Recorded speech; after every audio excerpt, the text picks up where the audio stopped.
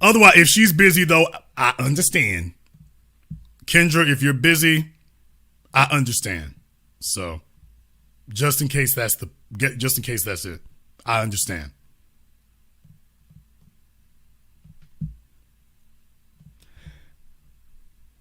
I just put the Zoom link in the chat room. Let me go ahead and pin that to the top of the chat for you. So, by all means, Miss Alexa, Pearly Things, you ain't no miss, except you've missed out. But by the way, if Melanie would like to give us a call, she can take out time from her busy schedule. She can also explain to us why she's been MIA about her good friend and lifelong buddy, Miss Pearly Things, or maybe she agreed.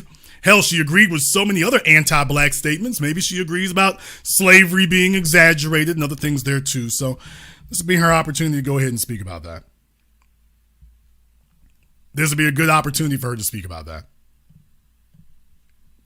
But by the way, sure, you all know me.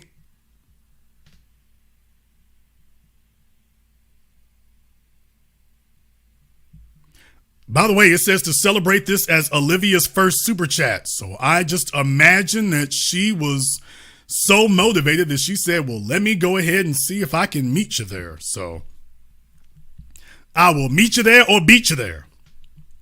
She can go ahead and do that too. As a matter of fact, since if we're gonna go ahead and do that, let's go ahead and do that then. Let me go ahead and open it up. I'll open up the phone lines here a little bit later. I'll open that a little bit later.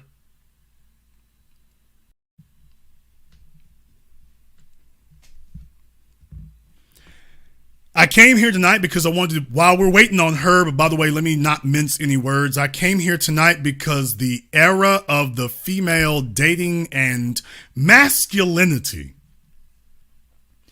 the era of the female masculinity guru, I told you all for years, the chicks who do these channels and things, the only place they need to be is on the phone taking notes. They don't need to be conducting. They don't need to be leading. They just need to be sitting on the phone taking notes. That's where they need to be. They need to be on the phone taking notes. They need to be on the phone sitting back and just studying. But what they don't need to be doing is trying to lead. Jason, are you going to stop here? Well, I'm going to stop in just a moment.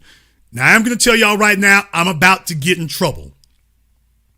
I ain't talking about good trouble, but I'm about to get in trouble because I got to address this. And before I say anything else here, you know it ain't nothing but love for you. You know that. You know that. As one of my students, you understand that. But I gotta say this right now. Nicole, this ain't it, baby. This ain't it. You okay, sis? This ain't it. I can't co-sign. What are we doing? What are we doing? Come on now. We can't start selling this. We can't start selling this. Come on, let's not sell pipe dreams. Let me go ahead and zoom in a little bit so y'all can see that a little bit better. Let me go ahead and zoom in. Y'all know I rocks with Nicole, but Nicole, come on now. This is the reason why I say, hey, the females gotta fall back. They gotta fall back. Because it eventually gets around to this. This ain't Kevin Samuels. This is men talking. Kevin Samuels didn't teach men that they don't want to date Blupo. Come on now. Come on. Let's not do this. Let's not do this. This doesn't work.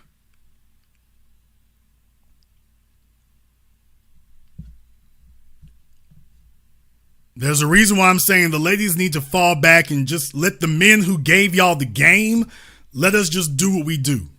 Let us just go ahead and do that and take care of that. Okay, Olivia was on Zoom and then Olivia blinked off. So maybe she's on her Zimbabwe mobile. I don't know. We'll give Olivia another opportunity here. Maybe she's on her Kenyan broadband. I don't know. But Olivia, if you can get that straightened out, let us know. Okay, she's in, she's out. She's in, she's out. She's working on something resembling audio. Could be.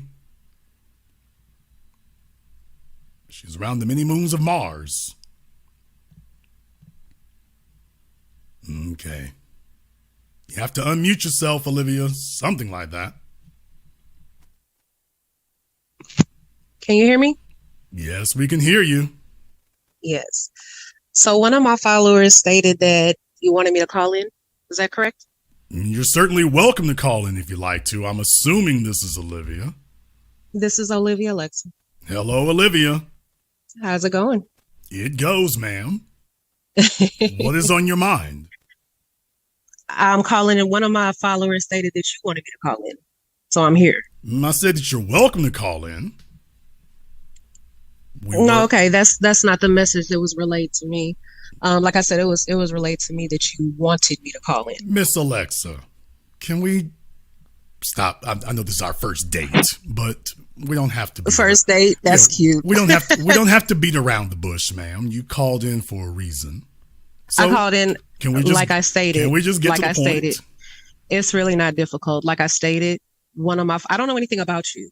So one of my followers, as I stated, explained to me that you wanted me to call in. I don't know if that's true or not. I don't know anything about you. So respectfully, I'm calling in. So you just throw around super chats? When I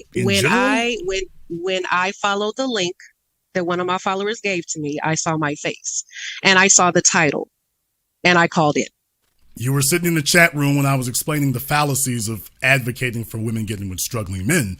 You were sitting there while I was saying it. So now you're saying exactly. Now you're saying you don't know what I was talking about. So that's rather disingenuous. No. I didn't say I don't know what you're talking about. No, sir. Okay. What did you need? What I need? Mm-hmm. Well, ma'am, you were advocating that women should get with men who are struggling, and we couldn't help but notice that that's a extreme fallacy. And do you know the definition of struggling? Just curiosity? Because I know it has a negative connotation, but it's actually not a negative word. So I'm just wondering, do you know the definition of struggling? Okay. I know the definition of succeeding. Do you know the definition of struggling? Because that's the word that we're talking about. Struggling is a relative term. I do know that struggling, nobody wants to be with somebody who struggles without results. Okay, but I asked you, do you know the definition of it, not what it's relative to? Yes, ma'am. But I think you probably have a pet definition. So if you'd like to give that, you certainly can. But everybody knows what struggling means. So let's not. And what is it? And let's not play semantics. If you want to if you wish to say something, then just go ahead and say it. It's black and white, because the definition of struggling is striving to achieve or attain something better in the face of adversity. So it's actually a positive word. So what I said in the video is what I meant. Okay. Can a person be struggling at something that is futile? Yes.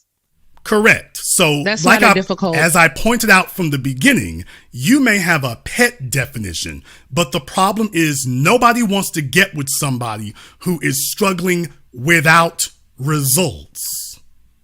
I wouldn't agree with that. The definition you just gave does not require results. The definition you just gave allows a person to be on a hamster wheel for the rest of their lives. They're putting together tremendous effort, but your definition not once mentions results nor requires it. That's the point I was making. That's not true if you watch the full video. Ma'am, I just sat here and played the video. Clips. I just sat here and played it. I said the entire video. We just sat here and played it, ma'am. We just sat here and played it. Okay. And what did you get from the video? We got from the video that you are advocating that a woman should get with a man who is struggling, and eventually he is going to appreciate you when he's no longer struggling. I never said that. I never said that. What that video, I pointed out the benefits in dating a struggling man over a man who is already of a certain status. Okay. That's what that video is. Why don't we go? Why don't we go ahead and play the video right now? It's only 2 minutes. Mm-hmm. Hi guys. 9 times out of 10, the things that are often overlooked are exactly where your attention should be. We're in a social media world, a world where everything is visual, but the funny thing is a lot of women are still so blind. They see the dollar signs, the status, the lifestyle, all of which are attached to a man that's not worth her time, but that's exactly who gets all of it. See, what you don't understand is the same man that you look down on because he was working a 9-to-5, regular guy, out every day grinding to make it, is the same man who would have treated you right. But you overlook the person you should have seen. And that's the case with so many women. A person will show you who they truly are when you have nothing to offer them. When you have little to no benefit to offer is when you will see what a person is truly about and where your relationship stands. A lot of women neglect the beauty of dating a struggling man, but that's where the foundation of trust is built. The loyalty, the commitment, because he's not trying to win you over with any money because he doesn't have it. He's going to win you over with effort, consistency, and that comes with respect. See, you only value and respect something that you had to work hard to get. He understands the sweat, the long days, the living paycheck to paycheck, the goal setting, working overtime just to take you somewhere nice, etc. That's where 90% of the time the guy with wealth falls short. He has no respect for you. He didn't put in any effort with you. He didn't have to work to build a foundation with you. He simply bought you. To him, you're just another prize on the shelf, something to pull out when he wants to play with it and throw back when he's done. That's what most wealthy men do. They buy things because they can, not because they need it. Hell, sometimes not even because they want it, just because they can. They're more intrigued with the fact that they can buy you instead of actually being intrigued with you. To him, you come at a monetary cost, and he can buy 1,000 more of you because you come a dime a dozen. You're nothing special. But with the struggling man, your love was bought with authenticity and genuineness that was built on solid ground, and that's the beauty within the struggle. Your love was bought with authenticity. Mm-hmm. Yeah. So once again, Correct. by the way, you got 2 more seconds here. Mm-hmm. So until the next video, I'll see you guys later. All right, now we just just played the video from beginning to end, and it literally Correct. validates everything I just said. You didn't say a word about results, not a single syllable about results, which is exactly what I said from the very beginning. Ma'am, you haven't listened to your own video. I do listen to my own video. I record them. Okay, by the way, I did find some more fallacies in there. Now, did you all hear the part where she said, you see, what the rich guy doesn't understand, you were the man who's struggling. You build a foundation with him. Ma'am, females don't want a man that she has to build a foundation with. She wants a man who's already built his foundation, because she knows that if she has to help a man build a foundation, he's too incompetent to be able to do it. So no, she doesn't want a man she got to build a foundation with. She wants a man who is the foundation. Mm-hmm. And I would actually agree with that. However, that's not what my video was about. Right. That's not what my video. Sorry, excuse me. That's not what my video was about. I know, because we're saying the same thing. Mm. My video was talking to women, explaining to them why a quote unquote struggling man is a better fit for them than a rich one or one that has status already. We're saying the same thing. No, we're just saying it 2 different ways. No, we're not, ma'am. That's the sound. That's the pitter patter of feet doing backtracking. But by the way, another thing here is you talk about dating a wealthy man. How many wealthy men? I'm sorry. I talk about what? I didn't hear that. You stated about dating a wealthy man. You stated about dating men with money and what they don't appreciate. I'm just curious, how many wealthy men have you dated? I'm not going to answer that because this is not about me. No, ma'am. What I'm saying is, upon what authority do you make that statement about men like that in that position? No, I understand what you're saying. However, what I'm saying is that we're not going to turn this into a personal thing. No, ma'am, that's not personal. That's not personal. You can ask me the same thing. Can I finish my sentence? You can ask me the same thing. Please? That's not personal. Can I finish my sentence? Can I finish my sentence? Sure, ma'am, you can if you tell us what the authority is. So what I'm saying is that we're not going to talk about a personal issue when we're talking about a public platform. So in other words, you have no authority to speak and you don't have any knowledge to speak from. And where did you get that? Because ma'am, if you can't substantiate where you got that notion from, then what separates you from a liar? You can't even substantiate it. Like I said, Just because I'm not going to divulge personal details about myself, but that's doesn't mean that I can't speak. Can I finish? Right. Doesn't mean that I can't speak on a public platform about a public generalized issue. That's what YouTube is. That's what content creation is. Right. And there a lot of content creators focus on lying and making up things from scenarios and projecting and fabricating things. And that's exactly, and ma'am, you're doing it right now. You can't substantiate a word you're saying. And when you're asked about it, you're not telling anybody upon what authority with which you're speaking. You're just saying things. How do we know you're not lying?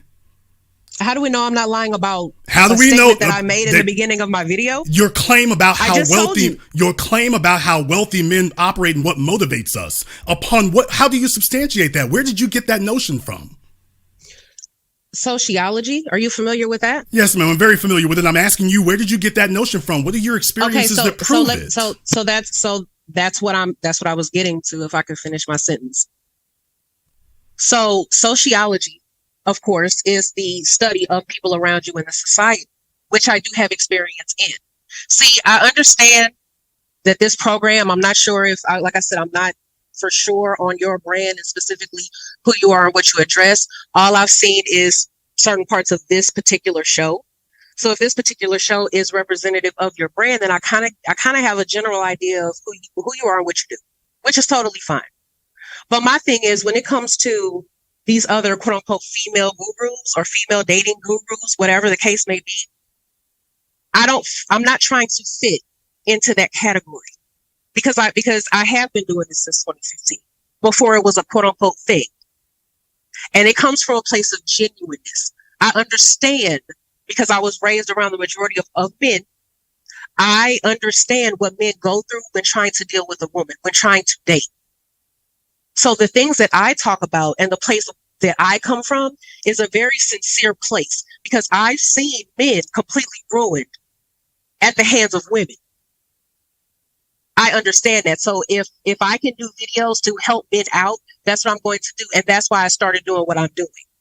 Right, but here's the thing. The thing is, you're speaking on a class of men that you're completely ignorant about, but speaking as if you're an authority and expert on their motives and their character. You've never even interacted with them. I've never said I was an authority. When you sit up here and say that wealthy men don't appreciate you and that wealthy men don't appreciate not building a foundation with you, that's speaking from a position of authority. Yes, it is. I said typically they don't. Okay, and typically you're wrong. And how would you know? Because I'm one of those people you're talking about that you've never met. And I know a female who's never interacted with us. The second you open up your mouths, all of us had to work. The majority of millionaires in this country, 80%, over 80% of us are first generation self-built, ma'am. First generation. I've never said that wealthy men. Okay, I've never ma'am, now I'm speaking. Over 80% of us are first generation self-built. We didn't get it given to us. We had to build this because we understood that that's the only thing that gives us leverage in this world. So I have an extreme amount of appreciation for what I've done because a female is going to immediately benefit from it. I've got a lot of appreciation for doing that. There isn't one thing that I could purchase for a female at the age of 50 that I appreciate less than when I was struggling at 17, 18 years old. You don't know what it's like to have gone through that, and you're acting as if once we make it to the finish line that we somehow have forgotten where we came from. We had to go as a female, and you're relatively, I don't know your age, but as a female relatively young, you didn't have to earn any of this. You just put your hair up, do some makeup, and bam, there it is. As men, we gotta earn this, and we never forget the struggle. So for you to try to suggest to people that somehow once a man's made it that he's forgotten the effort that it took to get there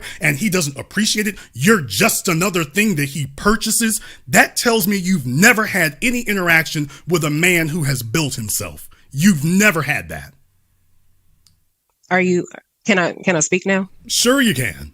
Because not once in that video did I say or demean a man of status's work ethic.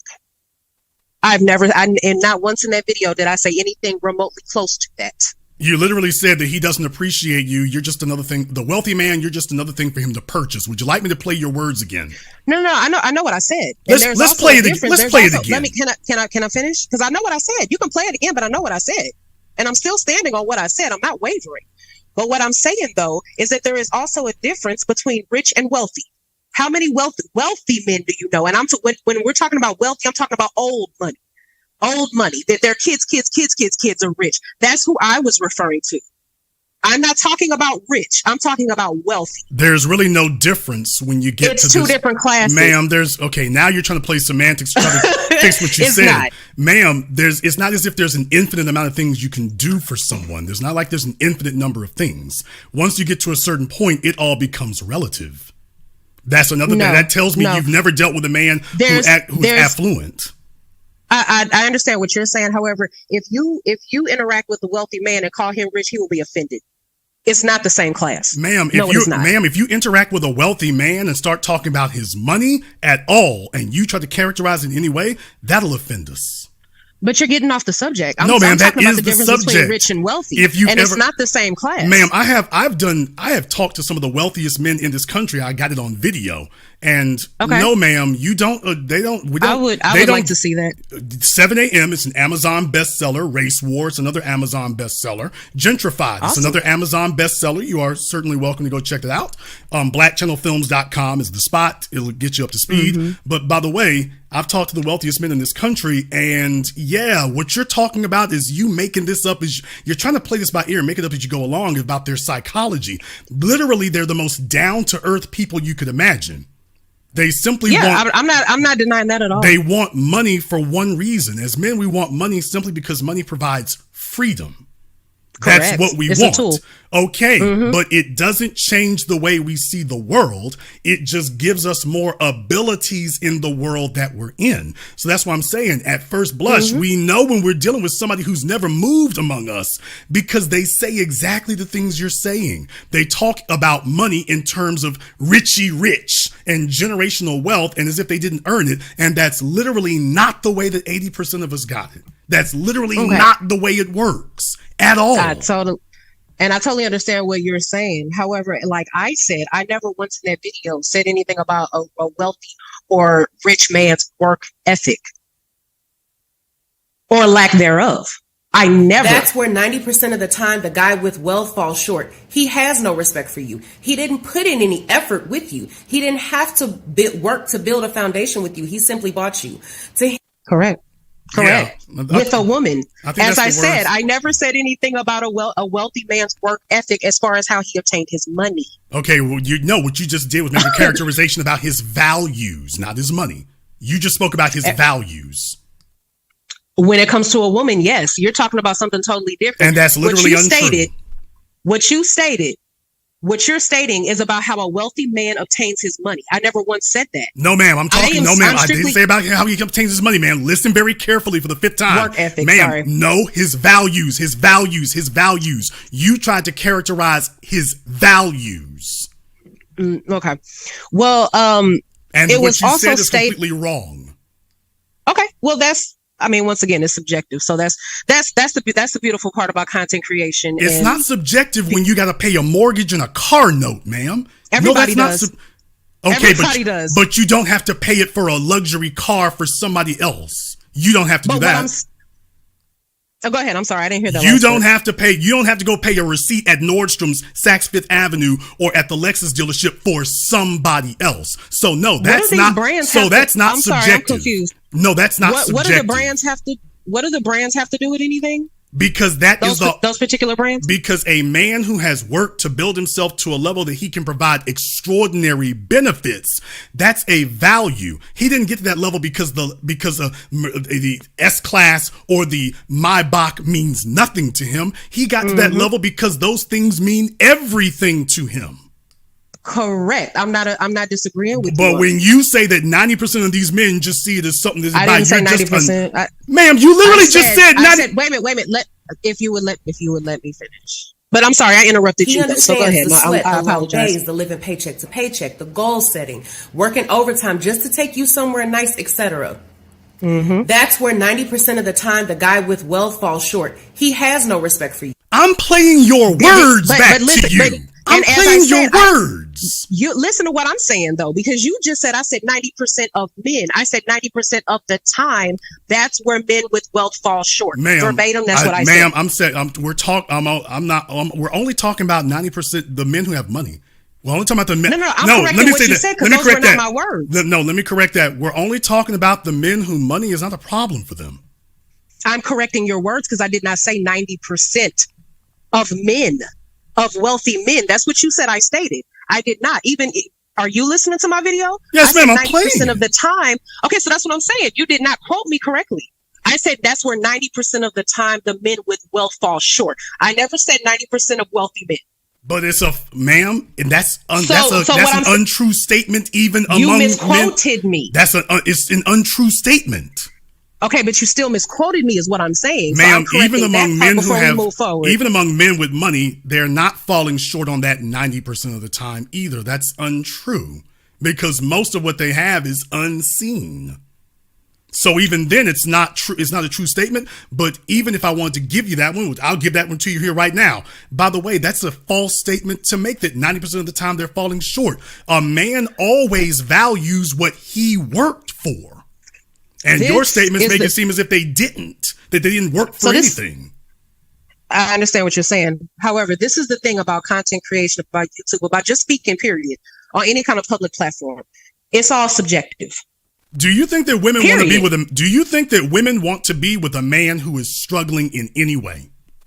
No, and that's what my video was about. Right, but you're advocating that women should give leeway to a man who's struggling. They should give them more credit than they do. Why? 100%. Why? Why not? Why not? Why does the man that's quote unquote struggling deserve less than a man that's already established? That's the big question. No, the question is, should a man who is struggling get the same rewards and benefits as a man who has proven results? Rewards and benefits as in what are the rewards and benefits we're talking about? If you're going to ask that question.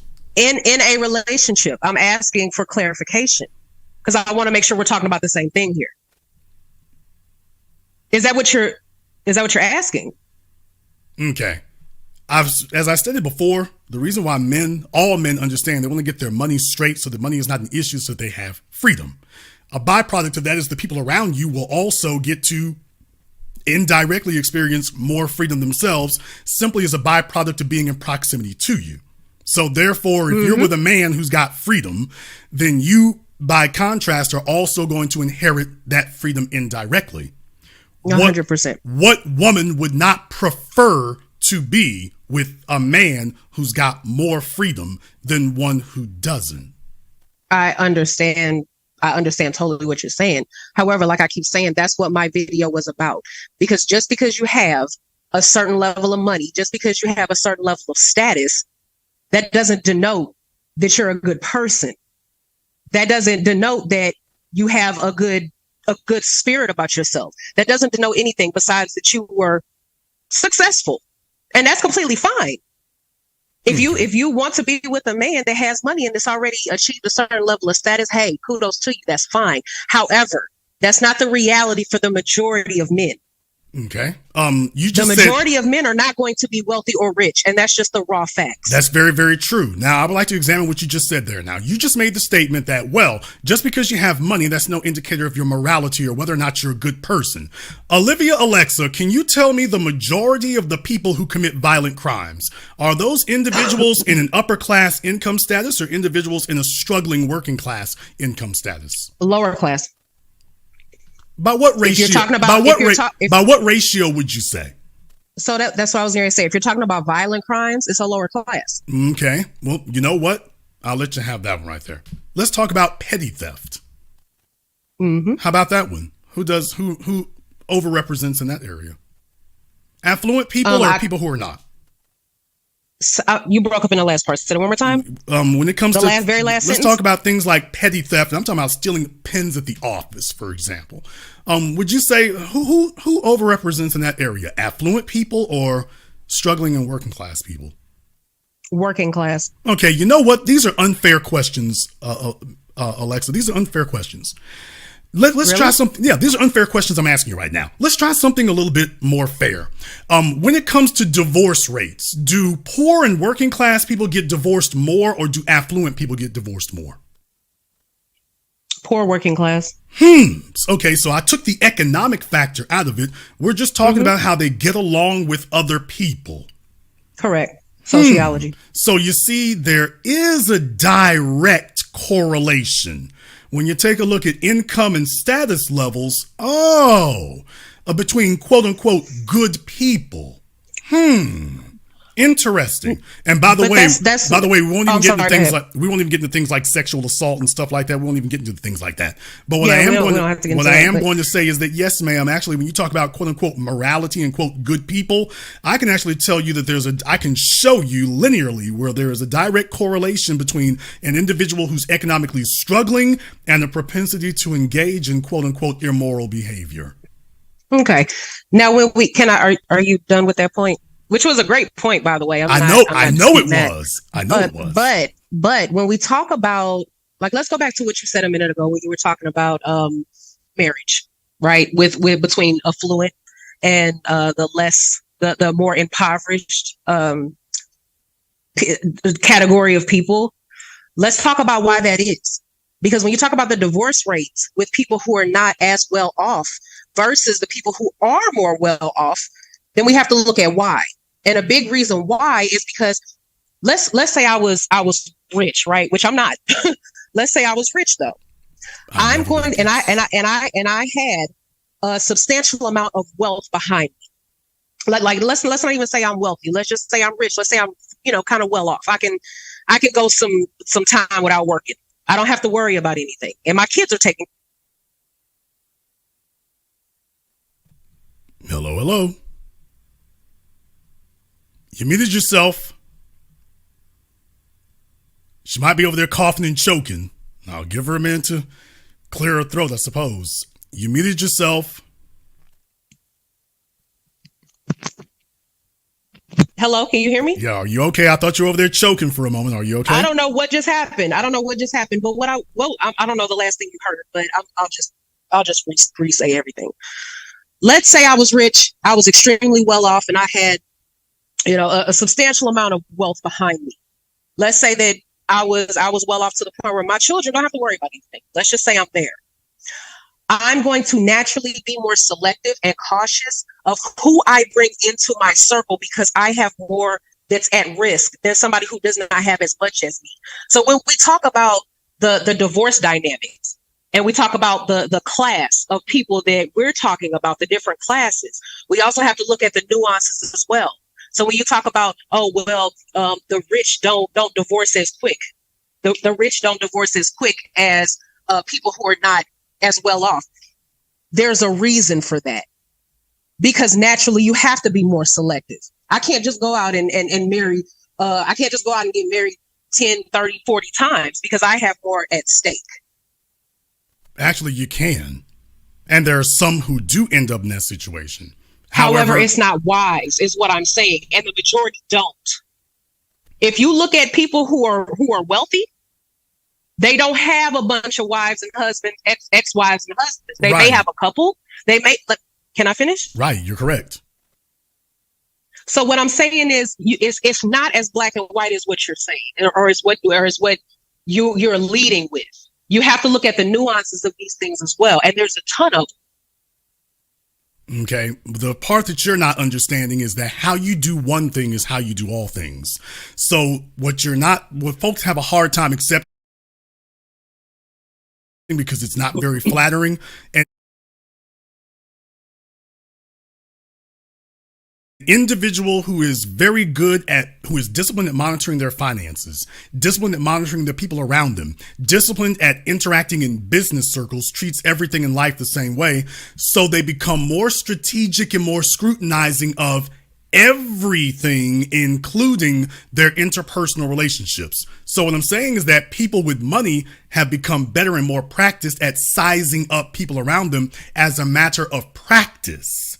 People without, typically speaking, don't develop those skills across the board unless sometimes unless they're engaging in illicit activities, and even if they're not very good at engaging with character. But people with money tend to become better at sizing up people across the board. They become better at that, not simply because, quote, they got more to lose, but because they're more practiced at doing it on a daily basis. So they actually don't end up losing it. So it's not that they're sitting there thinking, ooh, I got a lot to lose. I got a lot to lose. Of course, that's always a program running in the back of your head. But you've got more daily practice at scrutinizing other people because you do it all the time. But I would disagree with that. I would argue that there's different arenas, but it's equal.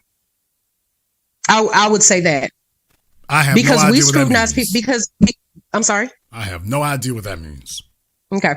So let's go back to the analogy you said about people that's well off and being heavily scrutinizing their circles and situations that they're in. I would agree with that. However, middle class and I'll just call it lower class or more impoverished people do it as well because it's survival. So when we talk about the rich people or the well-off people or the wealthy people, it's survival with them as well, monetarily. However, when it comes to me, you, I'm not sure about you. Let me not say you because, like I said, I don't know you. But when it comes to middle class, working people, and more impoverished, we do it as well because it's survival for us. We have to scrutinize people. We have to scrutinize our environment because it's survival. Yeah, but that's psychology. That's not true. The reason why it's not true is because it's one dimensional. What you just said, you kept using the same word over and over again, which is the word that you meant. Survival. Yeah. You're referring to physical safety. Every person. No, not just physical. But that's okay. But for a person who is financially impoverished or working class, that's their primary concern because they don't have a lot beyond that. Mm-hmm. Okay. I understand that. All right. So thank you. So when you keep saying survival, that's what you mean. Here's the issue. Every human being is concerned about their physical survival for the most part, except for the ones we want to check out. But every human being is concerned about their physical survival. So that's 100% across the board. Everyone develops some form of survival instincts. What everyone does not develop is the ability to master the social environment around them. For example, poor folks or working class people, they're good. They can socialize with poor people and working class people. They can't socialize with anybody outside of that because they don't know how. They've never had the practice. They don't even have the means to be able to dabble with it, even in a simulated way. A person with resources, however, can talk to the richest or the poorest, however they choose. So they get a lot more practice from a very early age and a very early point. Case in point, Pearly Things. That's why they call it slumming. Because I'm sorry. You said case in point who? What did you just say? Case in point, Pearly Things. If you've never heard of her, don't worry about it. Oh yeah. I know you're talking about. Of course you do. I've made her more famous in the last 2 weeks. But in any case, and you knew that already. But wink, wink. She just heard. And how did you? She just heard me. I'm sorry. How did wink, wink. How did you know what I know? Because you showed up here tonight right on cue. So I'm hitting on all cylinders. Don't do this. And I told you how I got here. Oh, don't do this. Didn't I? Didn't I tell you how I got here? Come on now. Do we have to do that? So what is the issue? What do we have to do that? So what's the issue? Okay. As far as wealthy people are concerned, men with money, we are the ones who people don't appreciate us. We appreciate everything we've done, everything we built. We're the ones who got to watch our backs. We're the ones who folks don't appreciate us and what we can do. And how have you come to that conclusion that people don't appreciate you when you're what everybody is striving to be, the so-called wealthy man or rich man? You are the pinnacle of perfection. Because they're trying to see if you're the wealthy man, like you were saying. Because unlike poor people or working class people, and by the way, I've been both, but unlike them, everybody is already saying, hey, this is the bag. Let me see what I can get. Everybody walks through the door trying to figure out what they can get and what they can take from you. Understandable. You don't. A man who's struggling literally does not have that issue. Never said he did. Right, But what I'm saying, it's when you talk about appreciating, it's not that we don't appreciate anything. We appreciate everything because it's not fiction to us. It's reality. We're the ones who are not appreciated. It's not us going around not appreciating things. We're the ones who are not appreciated. I can understand what you're saying. However, what I'm saying, this is what I'm saying. When you say that nobody appreciates you or you're the least appreciated, I wouldn't agree with that. Because when you talk about a man of status, that's the pinnacle, that's the barometer that women are making other men live up to. You are the barometer. If you're the wealthy man, like I said, just let's not even use you. Let's just use wealthy men, period. The ideology of a wealthy man. That is the pinnacle of success. That's what other men are trying to live up to. These women that date quote unquote regular guys or ordinary guys or struggling men, the wealthy man is the barometer that they are putting other regular men to live up to, which is I'm not going to say it's an impossible standard. However, for a lot of men, it's damn near impossible because everybody can't be rich. Everybody can't be wealthy. Everybody can't be of status. So when you say that wealthy men, period, are never appreciated, I wouldn't agree with that.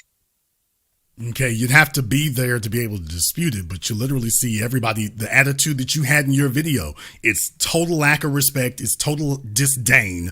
It doesn't say, you know what, that guy's got to be pretty smart to get where he is. That guy's got to be pretty resourceful. He's got to be pretty savvy. He's got to have a lot of character and integrity to overcome and persevere things. And by the same token, he appreciates that.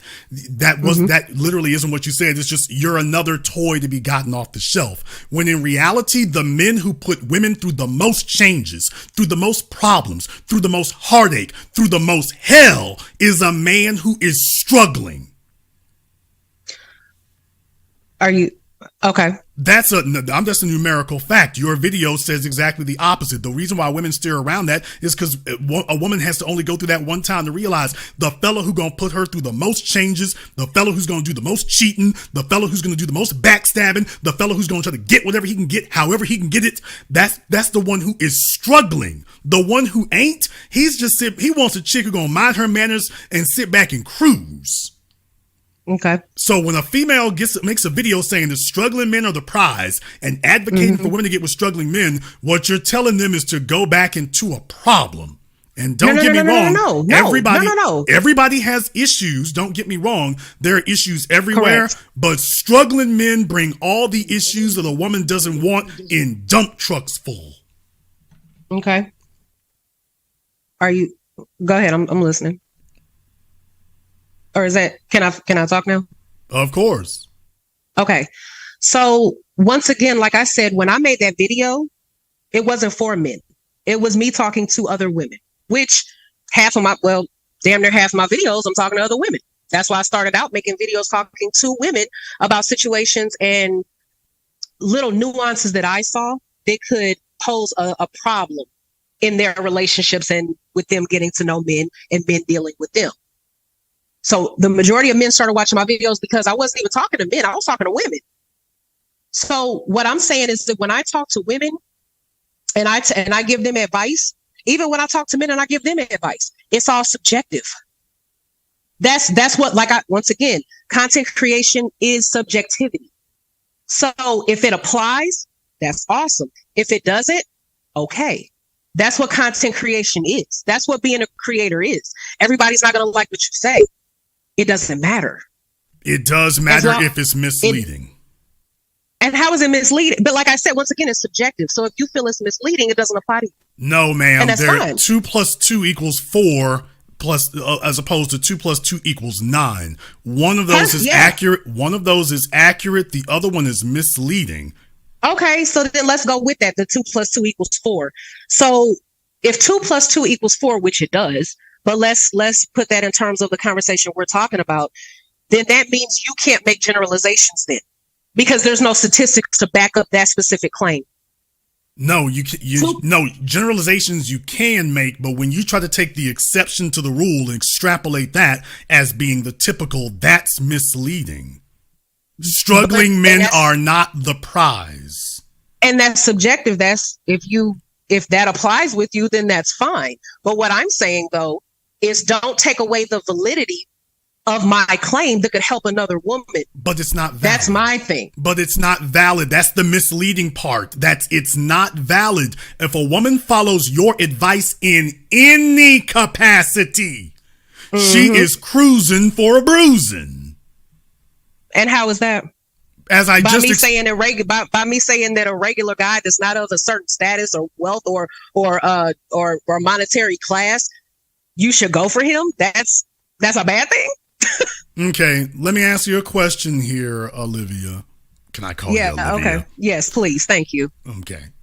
What percentage of the male population in America what do you think is the median male income in America? What do you think it is? I would say around 40, 50,000. Okay. 54,000. What percentage of the population of men do you think makes that? Makes the median income? Yes. I would say between 30 to 40, roughly. Okay. What percentage of men do you think make $90,000 a year? Oh, I would say that's less than 5%. Okay. But it's probably is way less than that, probably. All right. And what percentage do you think makes 250,000 or more? That's the 1%. Okay. For everyone here, just to go ahead and do a brief recap on that, $50,000 a year is 80% or less. So the bottom 80% makes $50,000 a year. The top 13% makes $90,000 a year or more. The top it's now been revised. It's gotten a little bit bigger depending on which survey you're looking at there. About the top 9% now make $100,000 a year or more.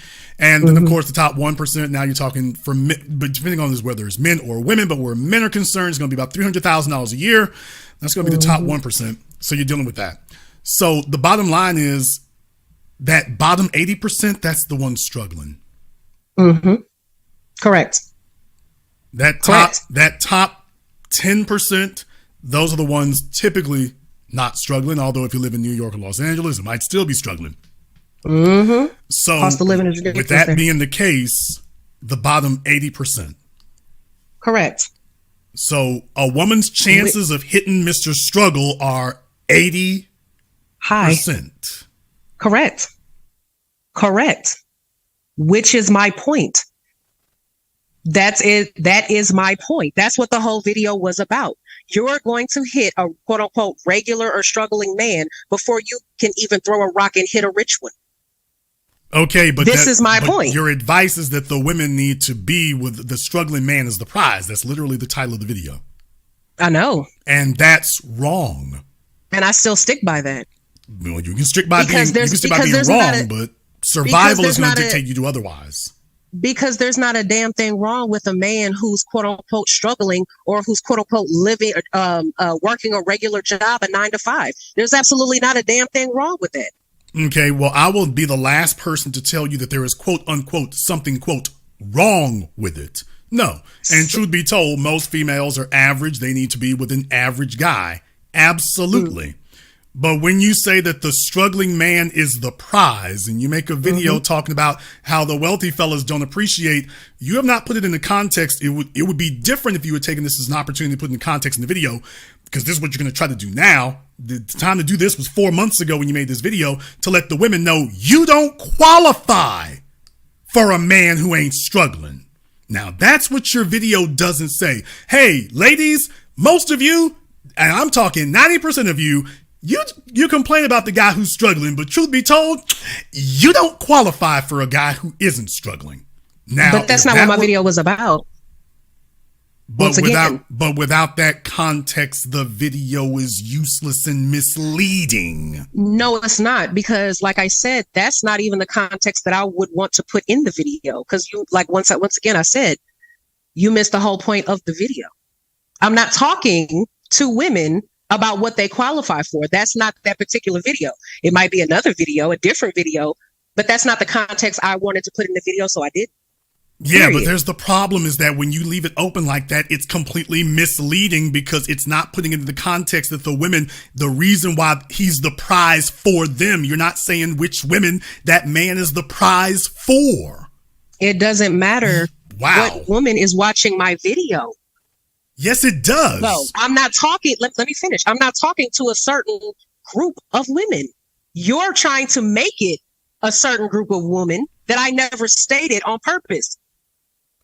The title of the video is struggling men are the prize. They are not the prize to all women. They're the prize. I never said all women. Yes, they're okay, but if you don't point out that there is only a certain type. This is a specific type of man, a man who's struggling, and those men are the prize, but only to a specific type of female. But once again, I don't agree with that. So that's why I didn't put it in there. What you're trying to make me say something that I never intended to put in the video from the first place. And without that, that's why it's misleading, because you're not saying that this only applies to a specific type of female. Because it doesn't. That's what I'm saying. Are you listening? That's what I'm saying. You're talking in circles. Choose a side. Which one is it? It doesn't apply to him, or it does? I literally have been saying the same thing the whole time. The same video that I did that you watched, I still stick by. I didn't put in there the class of women that you're talking about because I never intended to. It wasn't for you. It was me talking to women about the benefits of dating a man that works a 9 to 5 and that's not of a certain status. Period, point blank. It's really not difficult. It's not difficult. No, you're absolutely right. It's not difficult. It's also not practical. Women don't want that because it's very misleading, because a disproportionate amount of hardship is going to come with that. And if she signs on to that, she's going to have to live with it. Why do you feel that women don't want a regular working class? I don't feel they don't want. Through time immemorial, that is what they don't want. I've already explained that before about this. Wait, I'm sorry. Wait, say that one more. You broke up on the last part. Say it one more time. Women are not workhorses. Mm-hmm. So if you tell a woman that she's going in a struggle situation, you are telling her that she's going to have to be a workhorse. How can a woman be in her full femininity if she must be simultaneously workhorse and show horse? Because I never said workhorse. I never said that. See, no, ma'am. But I'm saying if a woman is struggling, I'm going to say this again. If a woman is with a man who is struggling, then by definition, she will also struggle. Therefore, she cannot be in her full femininity because she's here being a workhorse because she's with Mr. Struggle. Every woman understands this. No. And this is what I'm saying. I totally understand what you're saying. It's not that I don't understand. However, what I'm saying is that you're still using the word struggling in a negative context, and even the definition will tell you otherwise. So when I mention a struggling man, I don't mean it in a negative way. So once again, when you say a woman doesn't want to be a workhorse, I agree with that. I totally agree with that. As a woman, I'm clapping. I'm giving you kudos on that. I agree with that. However, when I say a woman, when I say struggling men are the prize, I'm not talking about a bum dude that's out here with absolutely no aspirations and goals in life. That's not what I'm talking about. I'm talking about a man who works a regular 9 to 5. That 80% you're talking about. What's wrong with that? What's wrong with that? There's nothing wrong with that on its face. There's absolutely nothing wrong with it. However, being realistic, women don't aspire to be with a struggling man. And that's what my video was targeting. That's who I was talking to. Right. You're telling women that they should aspire to be with a struggling man. And that's not the way it's going to work. Women are going to compete for the best man that they can be with. Nobody's going to compete to be with a struggling man. And what I'm saying is I agree with you. That's what I'm saying. I'm not disagreeing with you on that fact. And that's exactly who I was speaking to in that video. That demographic, that group of women that you're talking about is who my video was directed towards. I'm agreeing with you. That'd be very nice, although it can't be directed towards them if it doesn't actually even mention them. It does mention them. That's who I'm talking to. You didn't mention who I'm talking to. You did not mention what kind of women. You didn't say anything about what type of woman this video. Ma'am, did you hear your own video? You didn't mention a word about what type of woman this video is aimed towards. Well, like I said, I thoroughly vet my content before I film it. Ma'am, would you like us to play it again? You didn't say a word about this is the kind of woman I'm talking about. No, you didn't. I know exactly what I said. You didn't That's what say I'm telling anything. you. You don't have to play anything back. You didn't say a word about the type of woman this video was aimed at. Not a syllable. But once again, like I said, I don't have to say it. If a woman watches that video, let me finish. If a woman watches that video, because that's who it was targeted towards, I was talking to women. If a woman watches that video and it resonates with her, that's who I was talking to. If a woman watches that video and it does not resonate with her, it wasn't for you. It was not for her. She's not the woman I'm talking to then. Then it's useless because it has no context, because it doesn't even define who it's intended for. If it applies, Olivia, if it applies to everyone, then by definition, it applies to no one. It doesn't apply to everyone, as I keep saying. But you didn't specify who it did apply to. I literally did. I'm talking to women. I'm not talking to men. It wasn't for you. But it's not for every woman. So what I'm saying, though, is that if you watch that video as a man and you're like, oh, this is can I curse on your show? Knock yourself out. Okay. So if you watch that video as a man and say, this is bullshit, I don't agree with this shit, this is absolute whatever, it wasn't for you anyway. So what I'm saying is that by you watching that video and saying that I'm not talking to a specific group of people, you couldn't understand that I wasn't talking to you. I wasn't talking to men, period. I make a lot of videos. Damn near all my videos, pretty much, is me talking to men. However, I do have certain videos where I'm not talking to men. I'm talking to women. That's not for y'all. The videos where I'm talking to men, that's not for women. I check women when they try to come on and say stuff. This video isn't for you. So go back and watch one of my videos that is, and then I'll be okay with you commenting or saying whatever you want to say. But if I'm not even talking to you, it shouldn't apply to you. But that video is not for you. You cannot communicate to. If you ever work in a corporation at a high level, you understand that you cannot communicate when you can't even define who your audience is. This is not corporate America. What you're doing right. Okay, this doesn't have to be. I'm just saying that's a valuable lesson that you learned there, because you can't build an enterprise and you want to build an enterprise. So, and I hope I hope you ever get there. But let me tell you, you won't if you don't have the basics. And the number one basic you need to have is before you open your mouth, before you record a video, before you say a word, you gotta know, not think, not wonder, not guess, and not do what you're doing right now and fly by the seat of your pants. You gotta know who your audience is before you make the video. And I do. And I made that video for who I wanted it to be. Okay, tell me right now, specifically, who was the audience for this video specifically? The younger generation of women, 50 and younger, is who I was talking to. This single, and has not been successful in finding a man. That was my demographic. It's really not hard. It wasn't for men. It wasn't for older women. It wasn't for any type of other demographic that you're trying to make it be. It's very simple. Like I'm trying to understand. It's really black and white. It wasn't for men. It wasn't for older, younger men. Period. It wasn't for older women. Yeah. First of all, 50 isn't young. That's the first thing. So that's why I said older women. You just said 50 and younger. Can I finish? So you asked me specifically who did I want to target? I'm telling you black and white who it was, and you're still trying to make it be something else. It's not. You just said I was aiming towards women who are 50 and younger. Mm-hmm. That have not found a man, that's still single, that's actually looking for one and wondering why they can't find one. The first thing I was saying is, first of all, 50 ain't young, but okay, I'll let you have 50. I'll let you have 50 and younger. I'll let you have that. So the general population of single women who are 50 and younger. And your advice to a woman who is 45 years old is she should strongly consider the general population of women 45 years old should strongly consider the guy making $40,000 a year. What's wrong with that? What's wrong with that? There's nothing in the world, quote unquote, wrong with it. It's just not very attractive. So what I'm saying when I say what's wrong with that, and the reason why I keep asking that question is because you keep what's the word I'm looking for?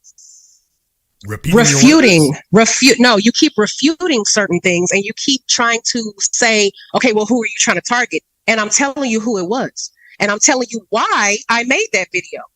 I'm a very transparent person. I'm black and white. Like it's straight down the middle. Like it is what it is.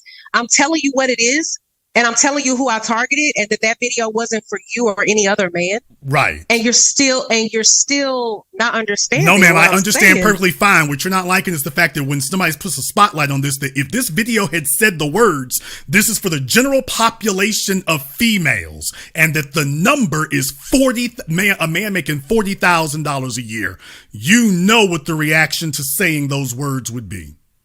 I don't care about what the reaction would have been. Of course you don't, because you never said it. That doesn't make me any. That doesn't make me any. I don't care about the reaction.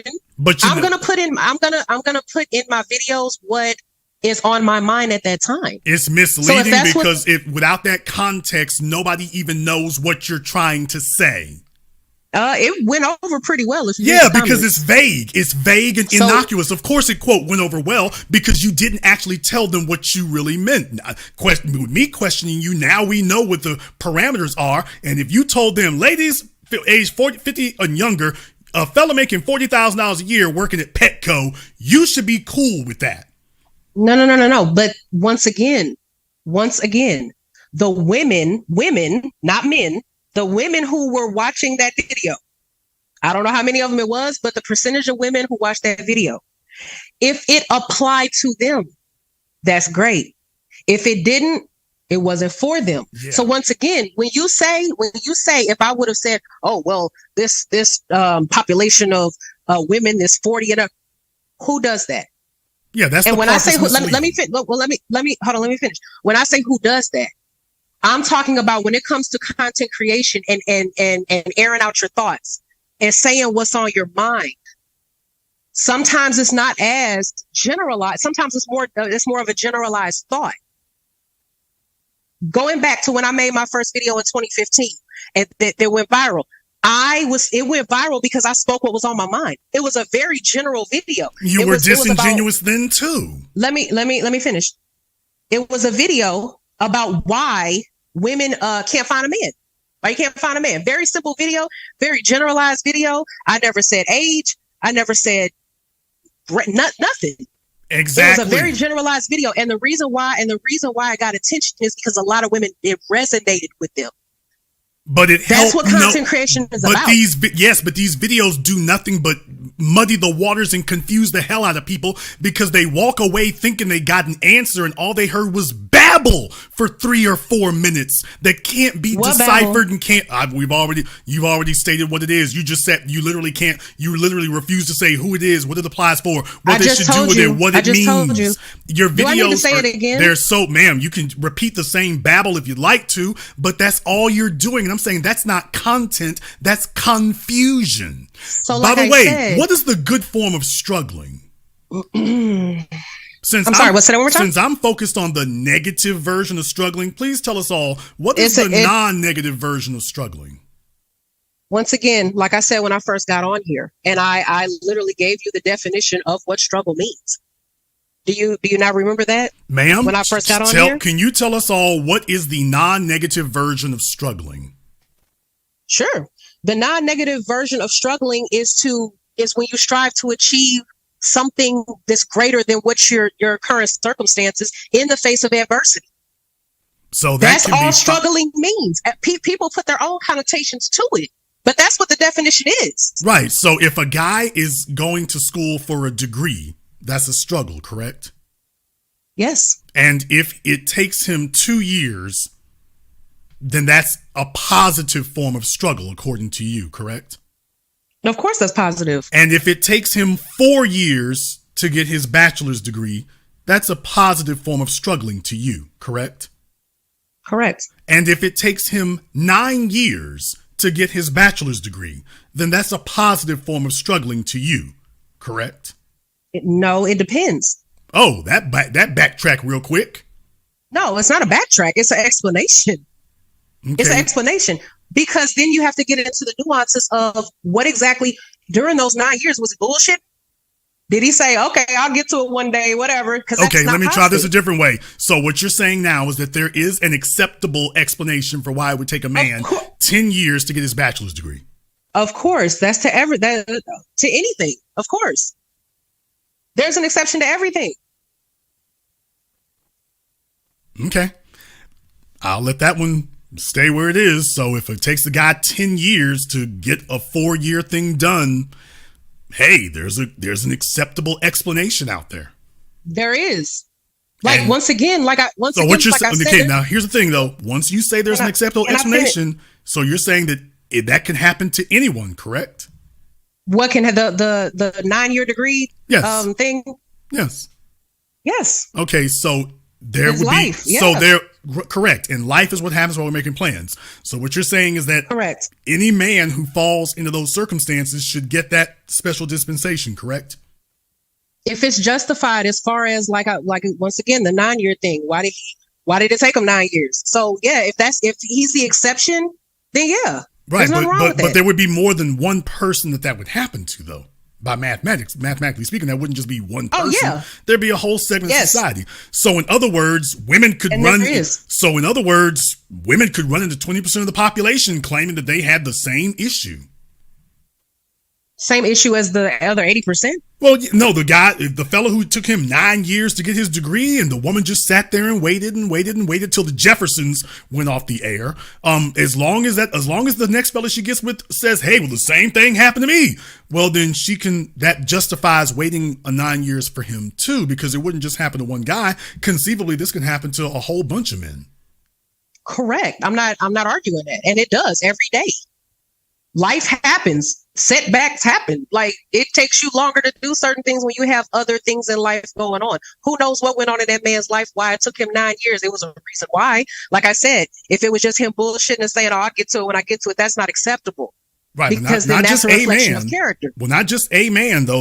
I'm just using one man as an there's- example. But I'm just saying, there's a whole bunch of men that also could apply to. I agree. I 100% agree. That's not who I'm talking about though. When you talk about a man taking 9 years to get a 4-year degree, that's what I was saying. I'm not talking about the man who was just bullshitting and saying, "I'll get to it when I get to it." We're not talking about the bum guy. Right, but nobody And is. once again, I'm sorry, go ahead. No guy is going to sit up here and tell you he was bull jiving around. All of them are going to tell you that they were nose to the grindstone the whole time.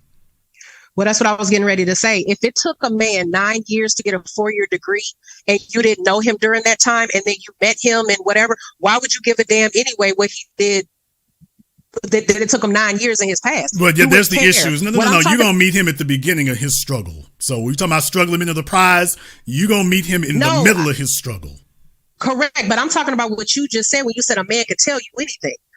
As far as why it took him, I'm not talking about meeting a man afterwards. I'm talking about if you are actively involved with him and you see what's going on, you see it firsthand because you're involved with him in that moment, that's a different story. So if it's taking him 9 years to get a 4-year degree and he's just bullshitting about it, and you know because you're in that man's life currently, no, that's not acceptable. Yeah, However, but it could take if it's you taking years that to figure it out. No, I didn't say years. It shouldn't take years. But that could take a woman years to figure out what's really going on. It really shouldn't take years, to be honest. It really shouldn't take years, to be honest. Unless you and he are taking the same major, it could take you years. If you're a nurse and he's taking engineering, you don't know his classes from the man in the moon. So it could take you years to figure out what's really going on. Yeah, it would. No. I'm saying I understand what you're saying. However, saying that it would take a woman years to figure out that her man is bullshitting, I don't agree with that. Because one thing that women do have very, very, very well, and it's an innate thing, is that gut instinct. Women have that very well, and it's very strong. So I don't agree. If you're a woman and it took you years to figure out that your man was bullshitting, you just didn't want to see it. That's period. It's the same thing with cheating. You can have a woman that's with a man that's been cheating on her or having an affair, whatever the case may be. There was warning signs all along. She chose not to see it. She had a gut feeling somewhere along the line and ignored it. It's the same damn thing with this situation we're talking about. Okay, a gut feeling. Here's the real thing. Instinctual. When you gamble on something as opposed to a sure thing, gut feeling doesn't have to be. The gut feeling is what you need. When you go for a sure thing, it doesn't require a gut feeling. But I think a sure thing as far as what in this scenario. A man who's delivered results, not one who's working on results. Okay, I understand that. But once again, that's not the majority of men. Well, correct. That is not the And majority. then- That's not the majority of men. However, when you're teaching women that that's not the benchmark to look for. The benchmark that's to what I look was- for is not struggling. The benchmark to look for is results. Well, then, and once again, when you talk about results, once again, that's subjective. Because what one woman or what one person could feel like is acceptable results, the other person, it could not be acceptable. So all of this, in terms of relationships and the interdynamics of relationships and marriage and love and all that, it's all subjective. Now, just understand, it's subjective is the mantra of people who don't have answers. If somebody cannot give you a hard, firm answer, what they're giving you isn't advice, it's babble. And this is why I'm saying that all the females trying to weigh in on this stuff, for the most part, they need to get off the stage because they're not actually giving concrete knowledge. They're giving what you just said. This is subjective babble. And this is why the women are so screwed up and confused today. Nobody's saying this is the number, this is the metric, this is the standard, and if you don't see this, then you're in a bad place.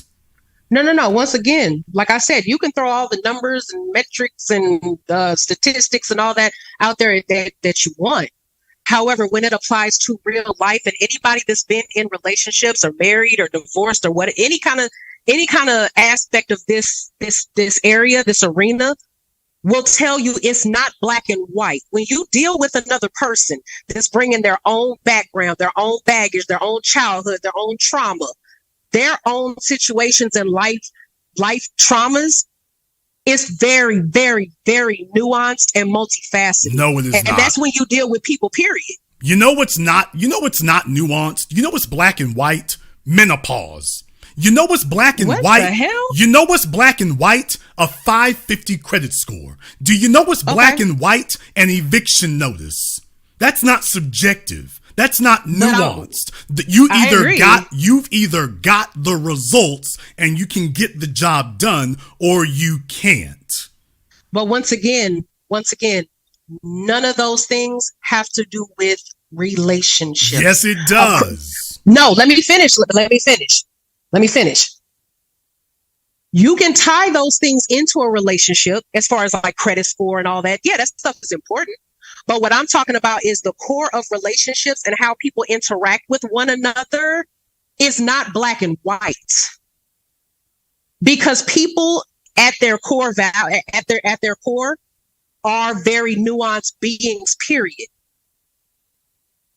So you can't just loop everybody together and say, okay, this is black, this is white, this is this is that. Yeah, it's a nice notion, it's a nice theory. However, you're not gonna get far applying that to real life. Yes, you can, Just because try it and see. Ma'am, what I'm saying is that those of you of your ilk who keep doing what y'all are doing, the reason you all don't resonate as much as the men do is because all you all talk about are your feelings, because in reality, none of you are actually handing out answers. The people listening to you, they want an answer. And what you all are doing is, quote, dropping, quote, content, which isn't intended to actually get an answer. However, I think we've masticated that one enough for right now. There was one other area we were curious about, and I'll only deal with this in passing. I couldn't help but notice you do not classify or present or state yourself as an Afro-Latina. And I was just curious. I have before. Ma'am, I've been over your stuff. Let's not do that. You could go on my Facebook right now if you want to, and you'll see it. The world didn't meet you on Facebook. Yes, they did, sir. Ma'am, That's where I started. Your Instagram and your YouTube don't. Sir, that's where I initially went viral. Your was on Instagram Facebook. and your YouTube don't. Can I finish? Your Instagram. Because you just made an error. Your Instagram and your now YouTube. You're talking over me. Your Instagram and your YouTube don't. Can I finish? Because you just made an error. Can we discuss your Instagram and your YouTube? Okay, so can I finish? Because you're talking over me, and I'm trying to point out your error that you made, which is a severe one. So when you say that I did not start out on Facebook, that's furthest from the truth. I didn't say that. My first post. Let me finish, please. You completely denounced Facebook as far as a platform that I was prominent on. And that's the furthest from the truth. And once again, like I said, everything is still up. My first video went viral. My first 5 videos went viral via Facebook. I didn't even put them on YouTube. I didn't even put them on Instagram at that time. So Facebook at that time was my primary platform. Your Instagram and your YouTube do not say that you're Afro-Latina. You consistently keep referring to yourself repeatedly as just Latina. Once again, like I said, going back to 2018, going back 5 years. And I'm just curious why it is that in 2018, you went on this spree of consistently, repeatedly, habitually referring to yourself as Latina, and not Afro-Latina. When you started picking up steam, you didn't refer to yourself as Afro-Latina, just Latina. And I'm just curious why. Okay. So once again, like I said, the reason why I wasn't really on Instagram and all that, like back then, is the same reason why I'm not today. I haven't made a post on Instagram for like a month. I don't care for the Instagram platform. YouTube and Facebook is my primary. Now, when you talk about, you said 2018, is that correct? Yeah. So in 2018, when I was making those posts, rightfully so, because do you understand the difference between race and ethnicity? Yes, ma'am. I'm one of the people who taught all of you. And by the way, awesome. The ethnicity would be, are you white Latina or Afro-Latina? You make no distinction. Once again, those posts that you're talking about, I was referring to ethnicity, which I stated in an interview that I did around that same time. But Latina would not, but that would not be an act. I'll say this again, that would be misrepresenting, because there's white Latina, no, it's not. There's white Latina, and there's Afro-Latina. I understand that. But however, you make no you didn't make a distinction. When you ask me, but what I'm saying is I can celebrate both sides of me. I don't have to split. If you go on my Instagram right now, once again, before I was talking about the Latina part, I was also talking about being Black, and I was celebrating that side of me as well. Did you look at that? Ma'am, Ma'am, I'm referring to your Instagram and your YouTube. That's what I'm talking about. Ma'am, that's what I'm talking about. Your Instagram and your YouTube don't just do it once or twice. There is a consistent, prolonged, steady drumbeat.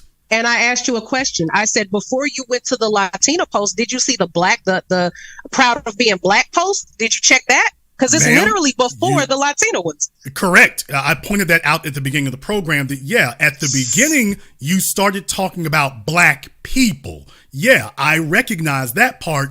And then in 2018, there's this swerve that happens. Black goes out the window, and it's all about being Latina and Latin blood. So that's why I was saying, ma'am, I'm sitting here showing it to folks.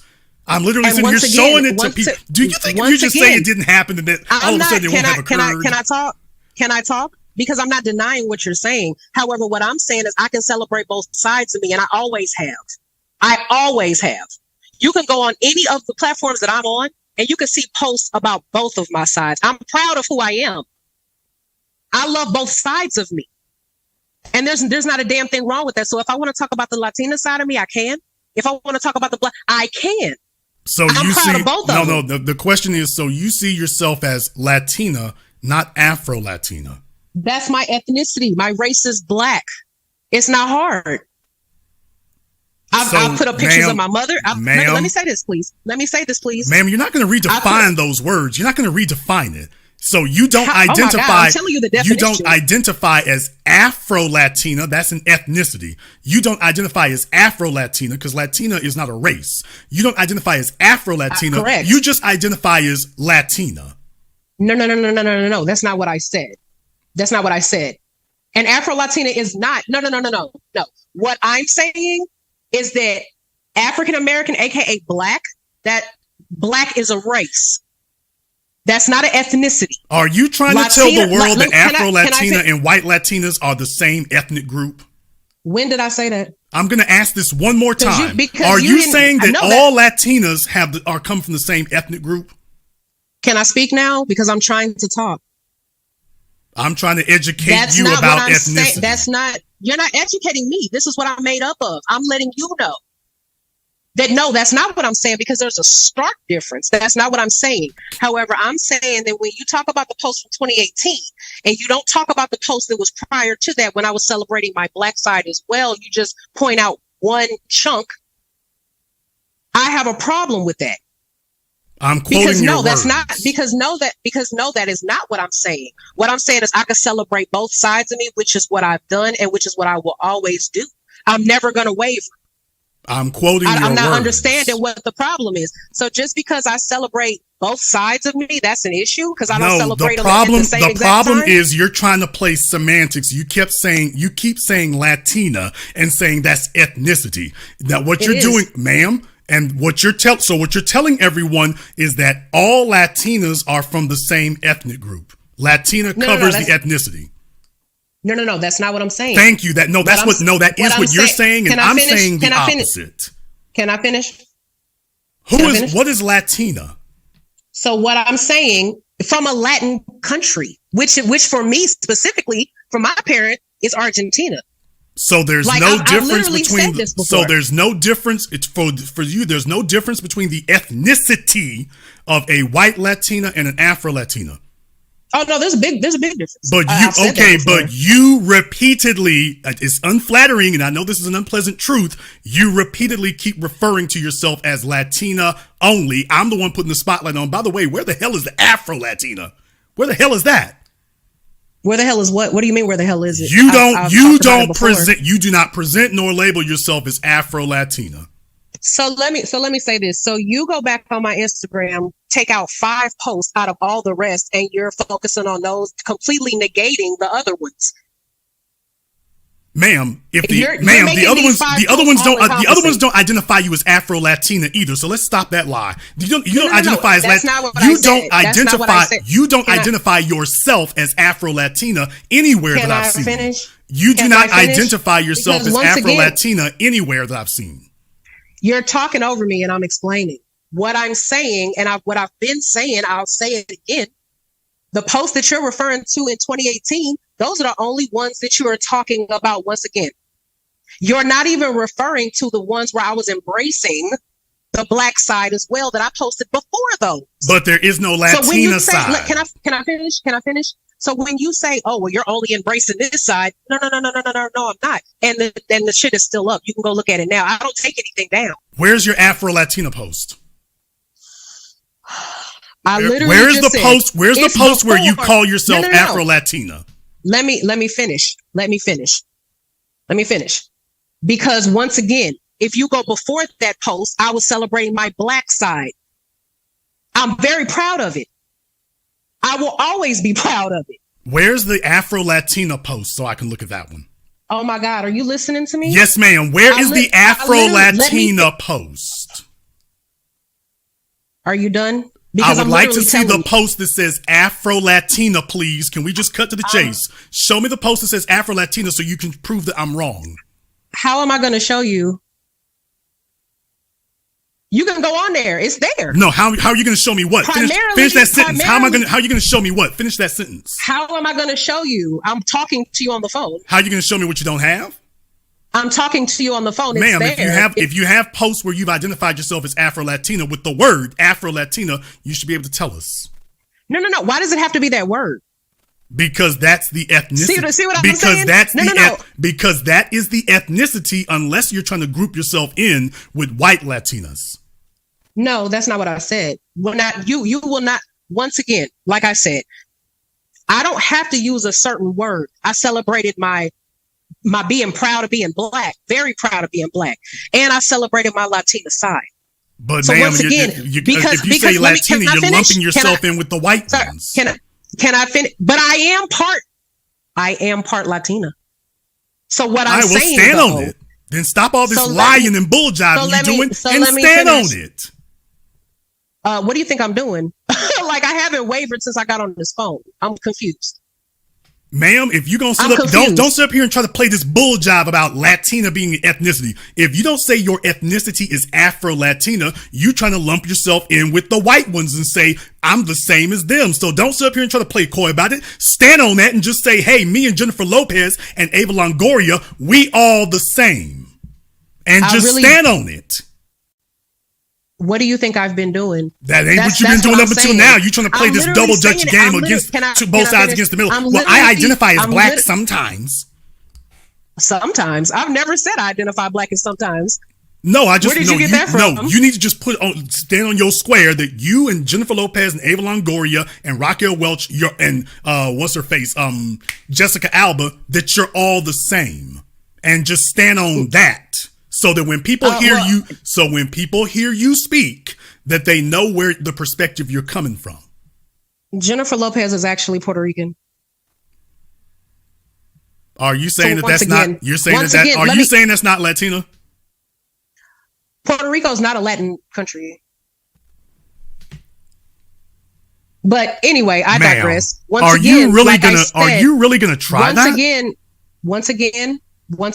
Some women just will not admit that they're wrong, and I mean they will just argue about what? They'll argue with a stop sign.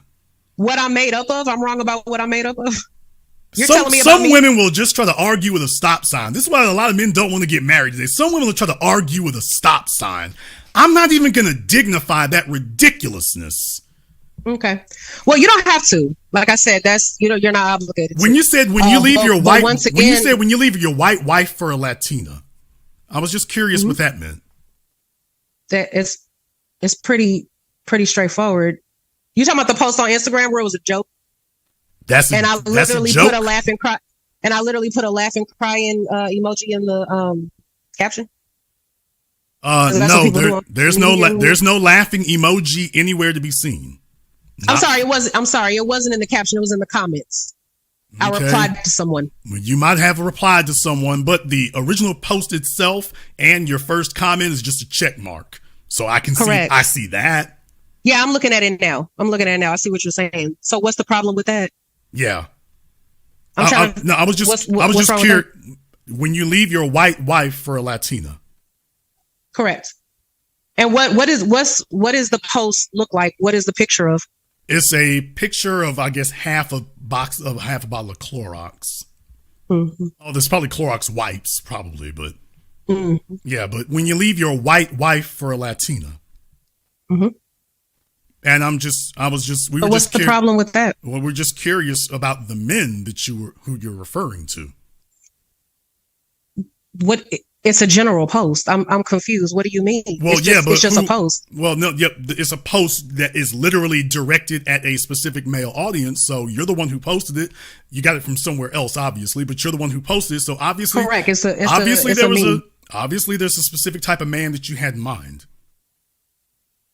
I'm referring to men who it applies to. If you have a white wife, right, I'm referring to you. It's self-explanatory. Okay, and 90% of what men are married to white women? White men.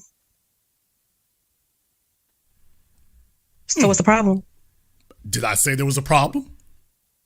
Well, but you brought it up as a point of contention. So I'm here to get clarity. I'm here to get clarity. Oh, okay. Well, yeah, that's what I meant. I meant what I said. Okay.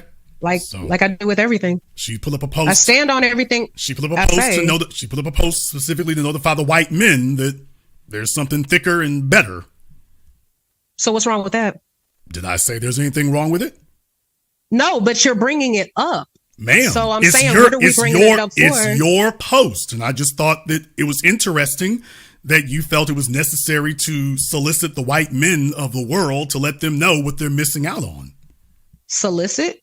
When you leave your white wife for a Latina and you got a green check mark. Ma'am, that's the definition of solicitation.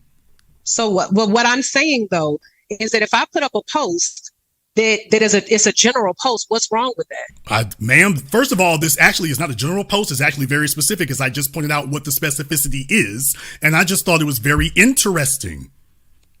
It would also explain why this individual is not so keen to throw the word Afro. Yeah, you're reaching right there, especially when I just told you that you can go back and pull up certain posts of mine. You can't pull it up here. Who I am. Can I finish? Because I don't have to hide who I am. Everything that I've ever posted is still up. Even going back to when I first got on Facebook, when I first got on Instagram, when I first got on YouTube, it's still up. So when you talk about these things like I'm not aware of them, I know damn well what I've posted. Who is your target audience? I don't have a target audience. So you do not.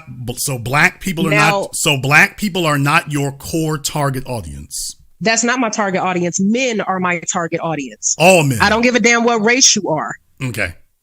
So I don't you give are, a damn what so race you are. Now, your audience is now- men in general. yes. Okay. Now, when it comes to who actually tunes into my videos, who actually watches me, that's not up to me. But what I'm saying is my message that I deliver, my videos, the reasoning behind my videos and my talk is men. I don't give a damn what race you are. If it resonates with you, then that's who I'm talking to. I'm not targeting women. Well, I mean, some videos I do, but overall, my target audience is not women.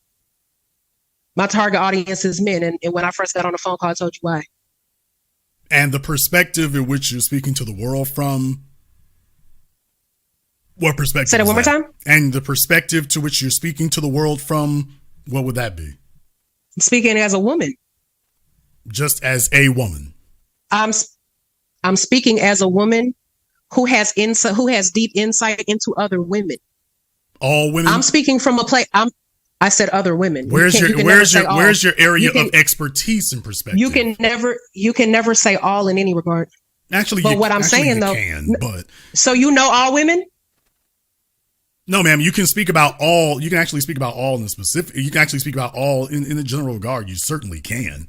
All people, for example, like to be breathing as opposed to not. All people like to be eating as opposed to not. So actually, you can, but I don't want to play semantics because you'll go way off in the woods. You're speaking about what I'm saying is that what you're saying is you are not trying to speak from the perspective of a specific group of women. No, what I'm speaking as a woman, I'm speaking about me having experience dealing with other women because simply I am a woman. Now, once again, like I told you, I was raised around men. I have brothers. I have had a dad.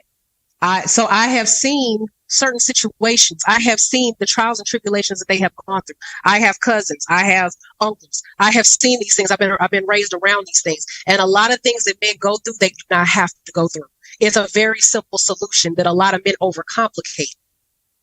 So when you ask me, what is my basis for doing these videos, whatever, that's it. It's very simple. I get a lot of comments that ask me, well, why are you doing this for us? Why are you giving us this information? This and that, and that. And it's not some crazy convoluted explanation. It's simply because I want to help. Like it's the same now as it was in 2015 when I started. Do you think that black women in America need the same advice that other women do?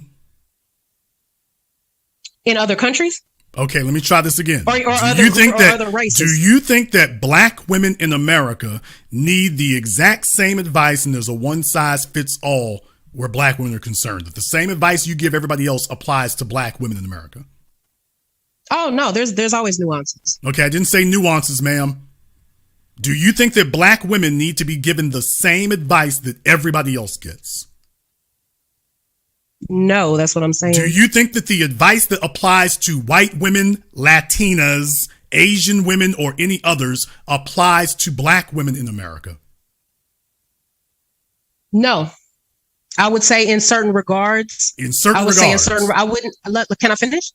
I wouldn't classify white women in that question, or in the answer, I should say. However, I would classify in certain instances Latina women, because there's certain similarities. So yes, I would in certain instances include them. You think there are similarities between, quote, Latinas? So you're talking about white Latinas. Yes. So you think there are similarities between white Latinas and black women? No, please no, share. no, not white Latinas. I'm sorry. No, I'm not talking about white Latinas. No, I'm excluding them. I consider white Latinas white. So no, I'm not talking about them. When I said that I would exclude white women, can I finish? When I said that I would exclude white women, I'm referring to them as well. What's the difference between white Latinas and Afro Latinas? You're all Latinas. You're the same ethnicity. The race is different. But the same ethnicity. Same ethnicity. You speak Spanish. You have a Spanish background. You come from European colonized areas there. You're the same ethnicity, right? But what I'm saying is that we can't help where we're from. So yes, the ethnicity is the same. But what I'm talking about is the culture difference. I'm talking about the racial difference. There's a huge difference. You do understand that it specifically it is culture that defines an ethnicity, right? Did you know and that? That's what I'm saying. Yes, I'm talking about race, not ethnicity. Okay, Afro-Latinas, the race is different. Afro-Latinos have a different culture than white Latinos. So once again, we're talking about ethnicity. And that's and the when we're talking ethnicity about, is the culture. Race also drives culture. Race so can drive it, but I'm saying Afro-Latinos and white Latinos, you can't conflate those two. You've been spending this whole time trying to conflate the two together, and I'm saying, by the way, she's just having a light bulb moment right now. White Latinos and Afro-Latinos, you can't say I'm Latina. If you drop the Afro from it, then you're, as I said, you're saying we're all together. And that's what you've been saying up until this point. Now you want to try to speciate them. No. Like I said, once again, I stand on that. I'm not understanding why you're trying to convolute my words. I'm very black and white. Let's try again. Let me finish, please. Once again, the ethnicity is the same. However, the culture can be different depending on the race. I'm agreeing with you. What's so hard to understand about that? Because culture is what defines ethnicity, ma'am. What I'm it's saying. It is not in addition to race. Culture is what defines. It is in addition to race. Culture is culture is what defines an ethnicity, ma'am. It is in addition to race. What are you talking about, ma'am? Culture is not going to be just a bootstrap for it. Culture. I didn't say that. Culture is the core of it. It's not, and what is the culture defined by? Culture comes from the root word, basically from the root understanding of cult, which is practices, which is what you do. She's getting a real education in this. No. Somebody didn't tell her that. I'm not the guy to ask these questions of. I've made whole films and I've been doing this probably longer than she's been alive. I'm not the guy to do this. And that's fine. So answer my question then. If you've been doing it that long. So what I'm saying is what's a big portion of what defines culture?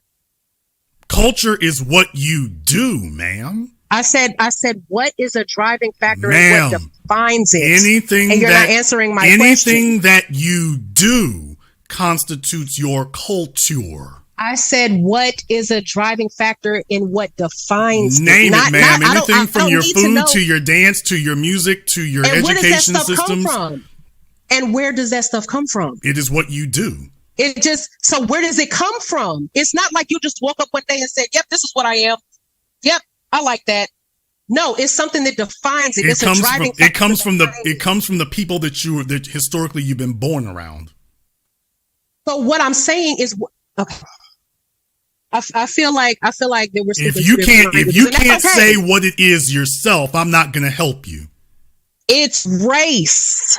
What does race have to do with what you do? What I'm saying is race is a driving factor in your culture. How? What do you mean? Oh my God. Okay. You're the one who made the statement. You made the statement. You can't explain what your statement means. You said it drives it. I'm asking you how. You do a really great job of over talking when you ask me a question. What I'm saying is that I feel like that we're speaking two different languages, but at the same time, I feel like we're speaking the same language. Because I feel like that a lot of things that you say and I say are the same thing, but we're saying it different ways. That's what I feel like. And that's totally fine. We don't have to agree. We can agree. It doesn't matter. But what I'm saying at the end of the day, I would like to know, and this is the main reason why I called in, and we still haven't even gotten to it. I want to know, what is your prime core issue with me and my content? And we still haven't even gotten on that. I did mention that. I explained that several times. What is it? Your videos are very, very vague. They are not practical. They are just basically speaking off the top of your head in impractical, illogical statements. They're not grounded in facts. They're not grounded in behavior. They're grounded in a general principle. Now, your general principles, I think, are fine, which is the principles that you're espousing. The problem comes when you attempt to lay out a roadmap. Your roadmaps are illogical, impractical, not based in any type of physical, concrete reality whatsoever, which is why it crumbled and fell apart like crackers as soon as it was hit with any type of question. It isn't something. When did it fall apart? Your principles are not something anyone can live by because you can't define how they would actually execute them. That's the problem. And how did it fall apart again? I'm trying to see where it fell apart. When you were, for example, when you were asked about the struggling men. Yeah, and I explained it. Ma'am, yes, you tried. No, you tried to explain it. What you did was, ma'am, you're going to go play this interview back, and you literally babbled for 30 minutes. Oh, I'm the one that babbled? Yes, ma'am, you literally babbled. Sir, you gave more nuances to the situation than I did. It's very black and white. I spelled out specifically who the people are, what the income brackets are, what the income brackets quantify and imply, exactly what you're going to have to live under. I was specific about it. You're the one who said the age group is 16 to 50. Which is about as 16 to 50. Which is about as unspecific as a person can possibly be. And actually, I didn't. I never said 16. What I said is I was talking to women, not you, not any other man. So it doesn't apply to you. And I told you who I was speaking to.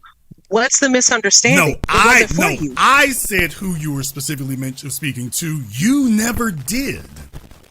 I literally told you I was speaking to a certain age of women, and not men in that specific video. Right. I usually talk to men. I wasn't talking to you in that video. No, you weren't really talking to anyone except a vague, these men women, unspecified, should be considering these men who are struggling, unspecified. But I wasn't speaking to you. So you weren't speaking to anybody if it applies to everyone. Why is this specific video? Let's just talk about this specific video because we haven't even really talked about any of my other videos, but let's just talk about this specific one. Why does this one resonate with you so heavy when this was the one video I wasn't even talking to you? That was just one video, ma'am. I mean, we can talk about some others. This is the only one we're talking about. We could talk about some others, but the reason why that one sticks out is because the original premise is completely faulty and fallacious. Struggling men are not a prize. And when we actually drill down to get your definitions of struggling, your definitions of men, your definitions of prize, and your definitions of who are the females who should consider such a man to be a prize, all of them were illogical, irrational, and the ones that weren't were completely undesirable. That's the problem. It falls apart on every step. Every single one of my answers that you've asked me have been completely black and white. I literally told you what struggling means. Multiple times. You never asked me what a man meant. You never asked me what a prize meant. You asked me about struggling. I gave you the answer. It's not good enough, which is fine. I don't care. But at the end of the day, the reason why I don't care is because that video wasn't even talking to you. It wasn't talking to men, talking period. to the world. It says struggling men are the prize. It was talking to women. Okay, but the problem with what you just tried to say there, once again, she's trying to run from it, but that doesn't help either because you are, as I said from the beginning, you're instructing women about how to act and interact with men. I understand. No. So it does involve us. What I'm referring to and what I was talking about in that video and what I was instructing women to do was the reasons why to consider a man that's not wealthy, a man that's not rich, the reasons why to consider them instead of just dismissing them like most women do. I wasn't talking about you. I wasn't talking to any other man.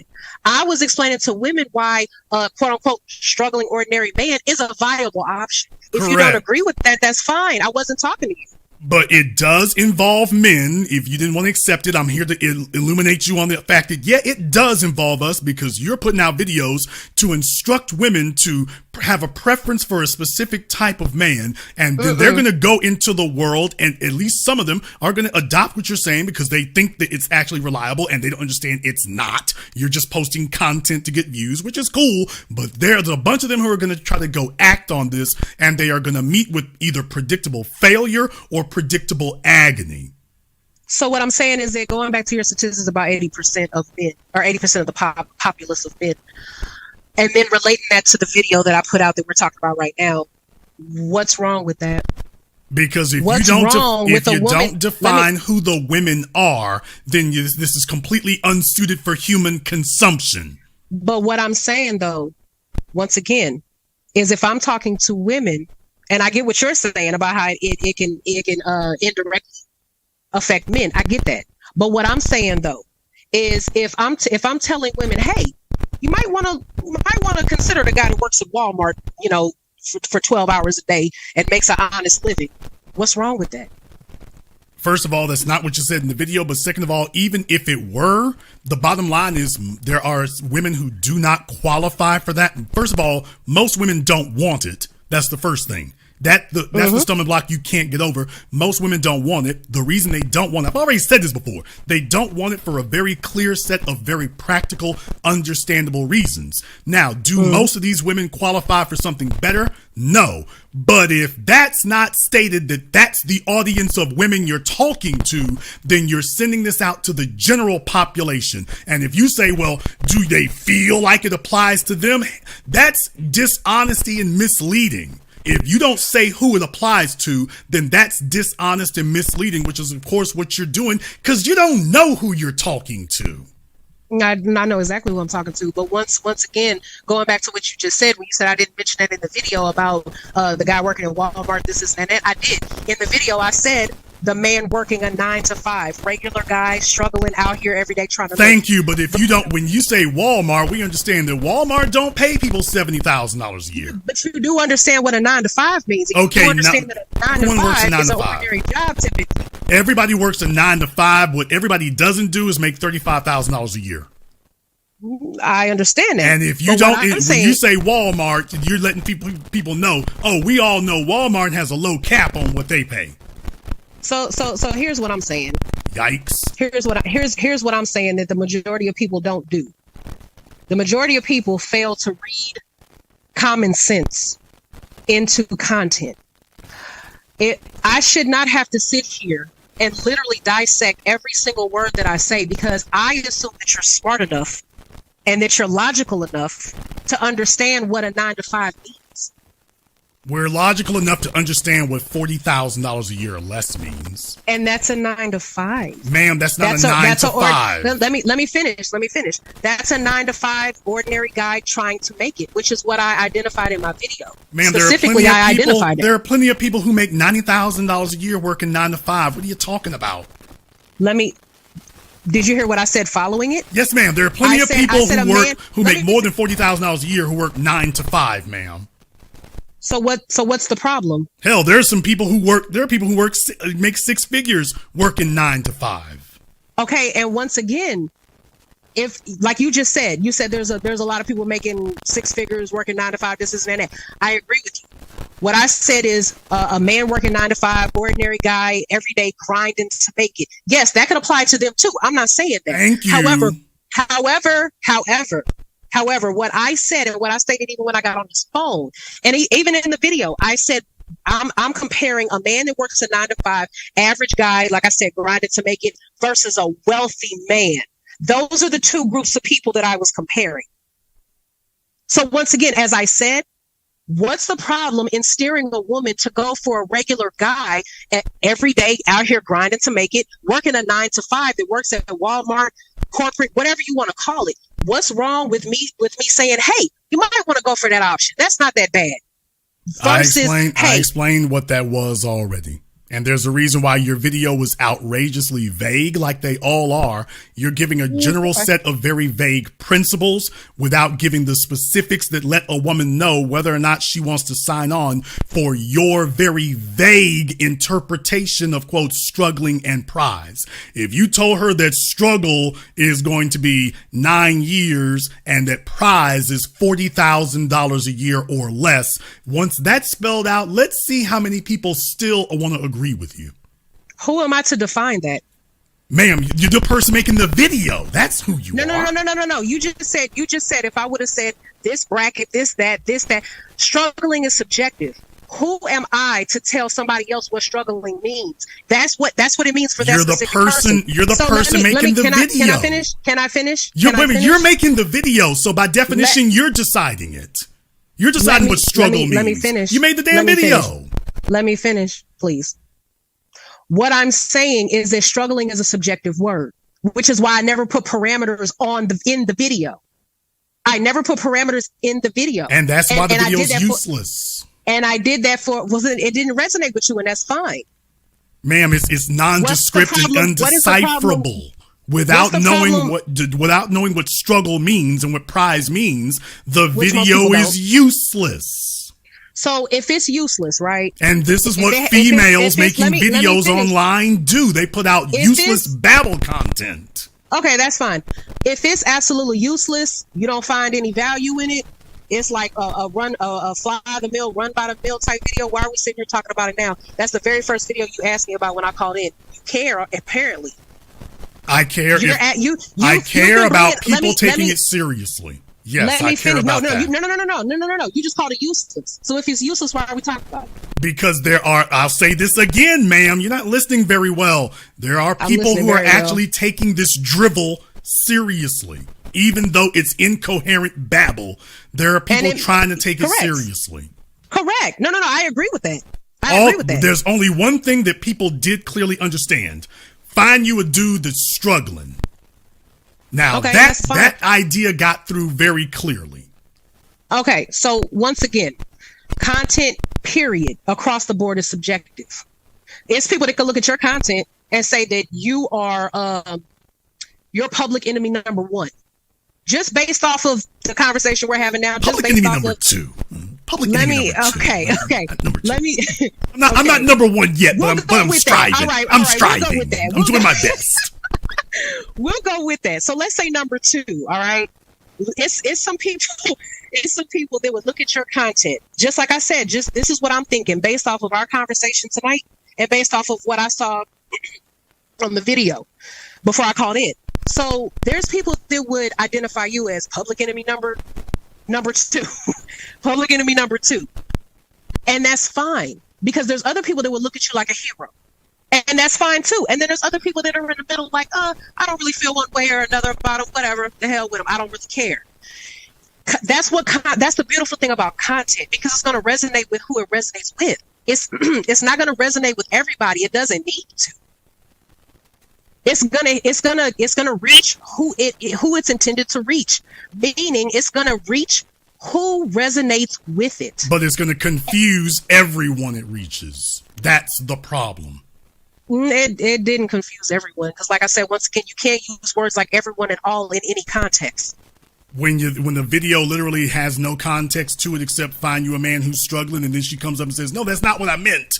Yeah, that's confusion. And that's your opinion as a man I wasn't speaking to. She wasn't speaking to anybody else either. However, I that's do think the fact that you couldn't define who it was until I asked you about 20 minutes later, I'll let that speak for itself. However, what I will do is I'll give you a lot of credit for at least having the guts to call in and attempt to defend this. Now, what I will say is I don't put you in the category of a Pearly Things necessarily. I don't put you in the category of a Melanie King, who I see them as feckless climbers. I do think that you do have a base core principles to you, even if I consider some of them to be very disagreeable.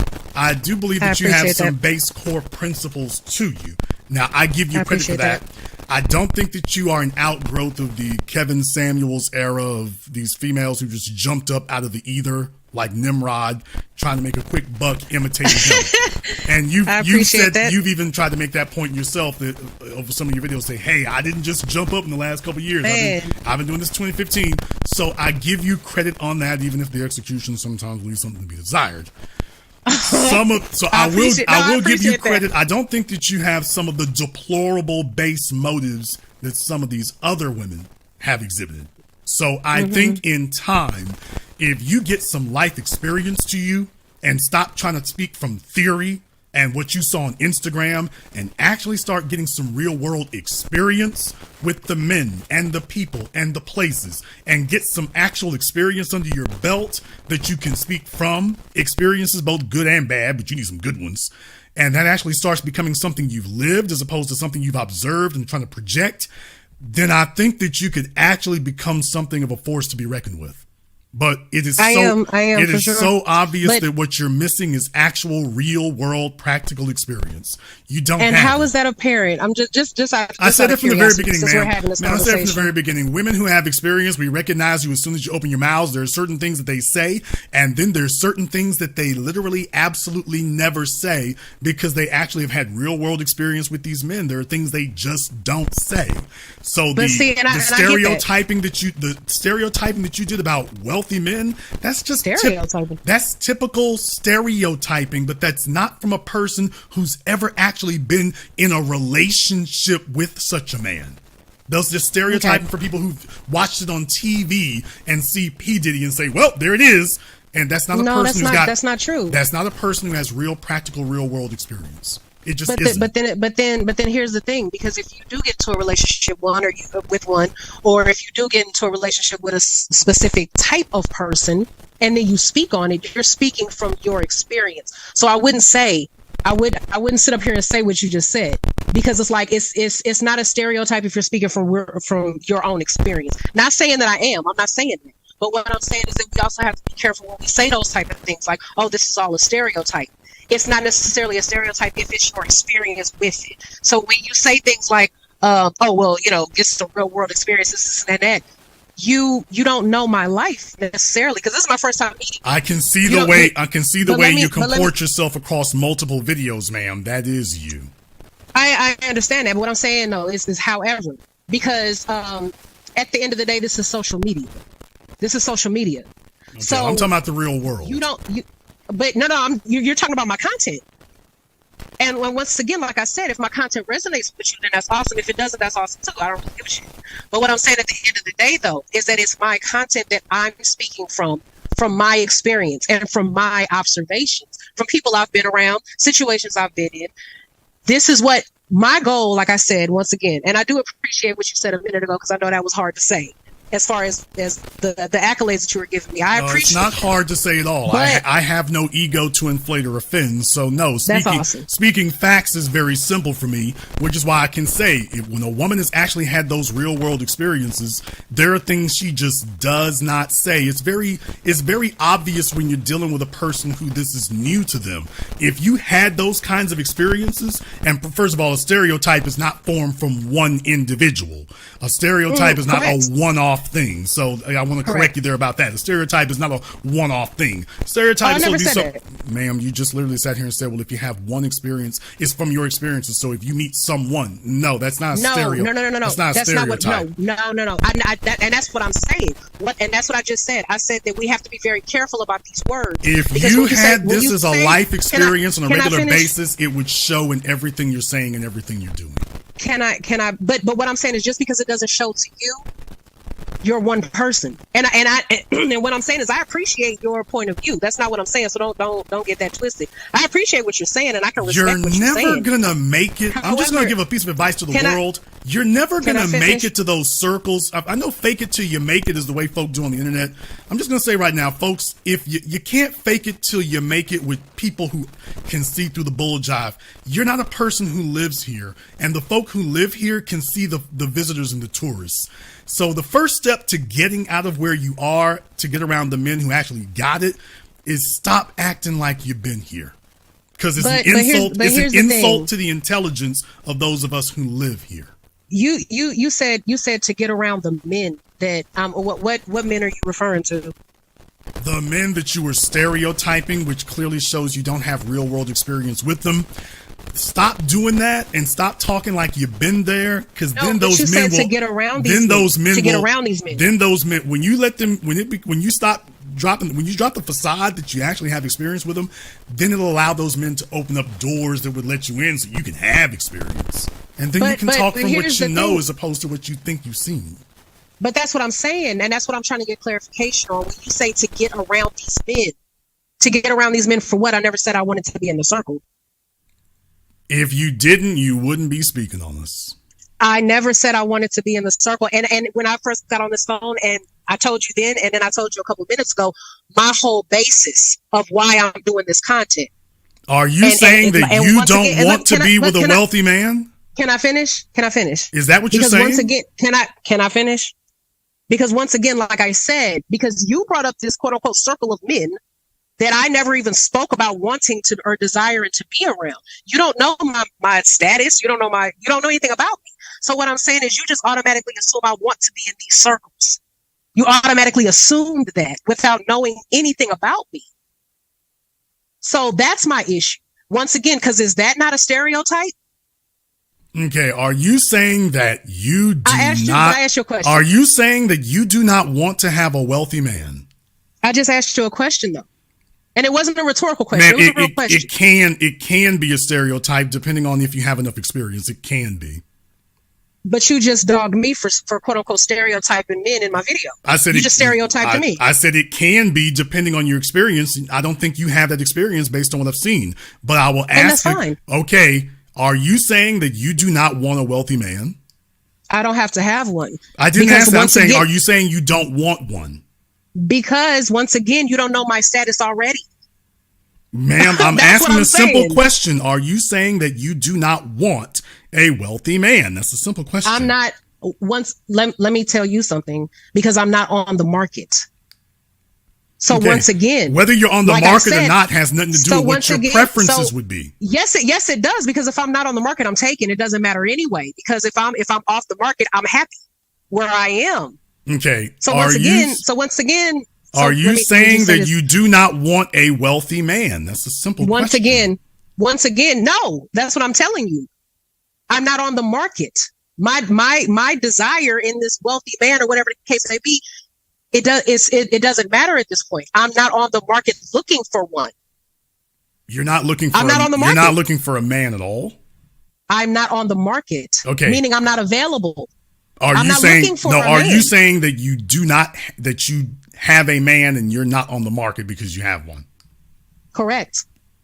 And correct. He's not wealthy. See, this is the thing. Okay, and he's not wealthy, but you're okay with that. This is the thing, because you don't know anything about him. What I'm saying, though, however, is that when I do my videos, and I won't, because I'm a very private person. Then you can't claim something. You can't claim something you can't prove. So we'll just skip over that. Well, that's fine, because once again, a private relationship is a happy one. I don't have to prove anything on social media. I'm not for social media. I took 4 years off social media. Didn't give a damn. I don't live for social media. She cared enough to try to rack up as many numbers as she could. So that I cared enough to make. I cared enough to make content for men that might help them in how they steer relationships with these women out here. You damn right. I did care.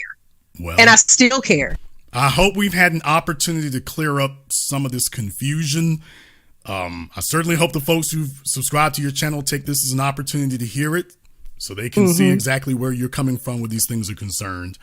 But more than anything, I hope that you actually get some real world experience rather than talking on people you clearly so obviously have never met, never encountered, and don't know anything about. And I'm not saying that to be disparaging. I'm saying that I think that once you actually get some experience and start speaking from what you know and not what you just suppose, then I think that the quality of what you put out will increase, because you're not stupid and I don't think you're unobservant, but you are just incredibly inexperienced. And once that gap gets dealt with, I think that'll do a lot to improve what you're doing. I think that will do orders of magnitude to improve what you're doing. Well, once again, like I said a couple minutes ago, I appreciate your stance on it, and I respect it 100%. I don't agree, but we don't have to agree. Like I said, once again, we can both be content creators and do our own thing, and still, throw respect or whatever the case may be, like you did with me earlier. That's totally fine. But once again, like I said, I make content for the people it resonates with. And if it doesn't resonate, that's perfectly fine. There's no hate or shade or ill will or ill feeling or anything like that. There's no ill feeling towards you at all. Because like I said, I welcome conversations like these. That's fine. But I'm going to still keep making the content that I make. And of course, I still want you to make yours as well. Well, thank you for the warning. I appreciate that. You're welcome. She's going to keep making this content. So Oh Well, yeah, it's gonna get better, buddy. At least, thank you for the warning. At least that we know that this avalanche is gonna keep coming. So at least we had You're some welcome. warning when because I hate it when the garbage truck just shows up on a random Tuesday. It's just, oh Lord, here comes the noise. At least give us a little warning. Tuesdays and Fridays we'll be rumbling down your street, Mr. Black. I was just getting ready to say. So the thing is, I won't just pull. I'll give you a whole ass schedule. I'll give you a whole schedule of when I'm gonna pull up. So I mean, I'm fine. A menu. It's fine. Okay, all right. She's gonna be giving out a menu. So yes. No, not a menu because you can't pick what you want. I'm gonna just give you what I want to give you. Oh, so I'm gonna give you a schedule. No, I'm just gonna give you what you want. What I want to give you. No, we call that battery. Actually, we call that being a content creator that's putting out her own content that resonates with me. It's my channel. It's what I want to do. It's what I feel. People tune into me to get an idea of my mind, not their mind. I'm gonna put out what I want to put out on my channel, just as you do on yours. Your channel is indicative of your thoughts, your feelings, your desires, your beliefs. And it's supposed to be, because mine is as well. So if you identify with my beliefs and my ideologies, cool. If you don't, cool. That's fine. Folks, you'll have an opportunity. She's getting ready to open the buffet. So if you haven't had enough before now, just trust me. I don't know whether it's going to be Golden Corral or Shoney's, but get ready for that. Well, wait, you said Golden Corral or what? Or Shoney's. I'm not sure which one it'll be, but it'll be one. I don't know if it's Luby's or Piccadilly, but she's gonna. It's all you can eat, folks. I don't know if it's fit for human consumption, but it'll definitely be there. So, well, Olivia, thank you very much for giving us a call tonight. I think this has been an enlightening conversation, and maybe we'll speak again in the future. You're welcome. You are always as welcome to give us a call back. I didn't even catch your name. I'm sorry. My name's Jason. Jason. All right. Thank you, Jason. I appreciate it. Thank you very much for your time. All right, folks. Well, that happened.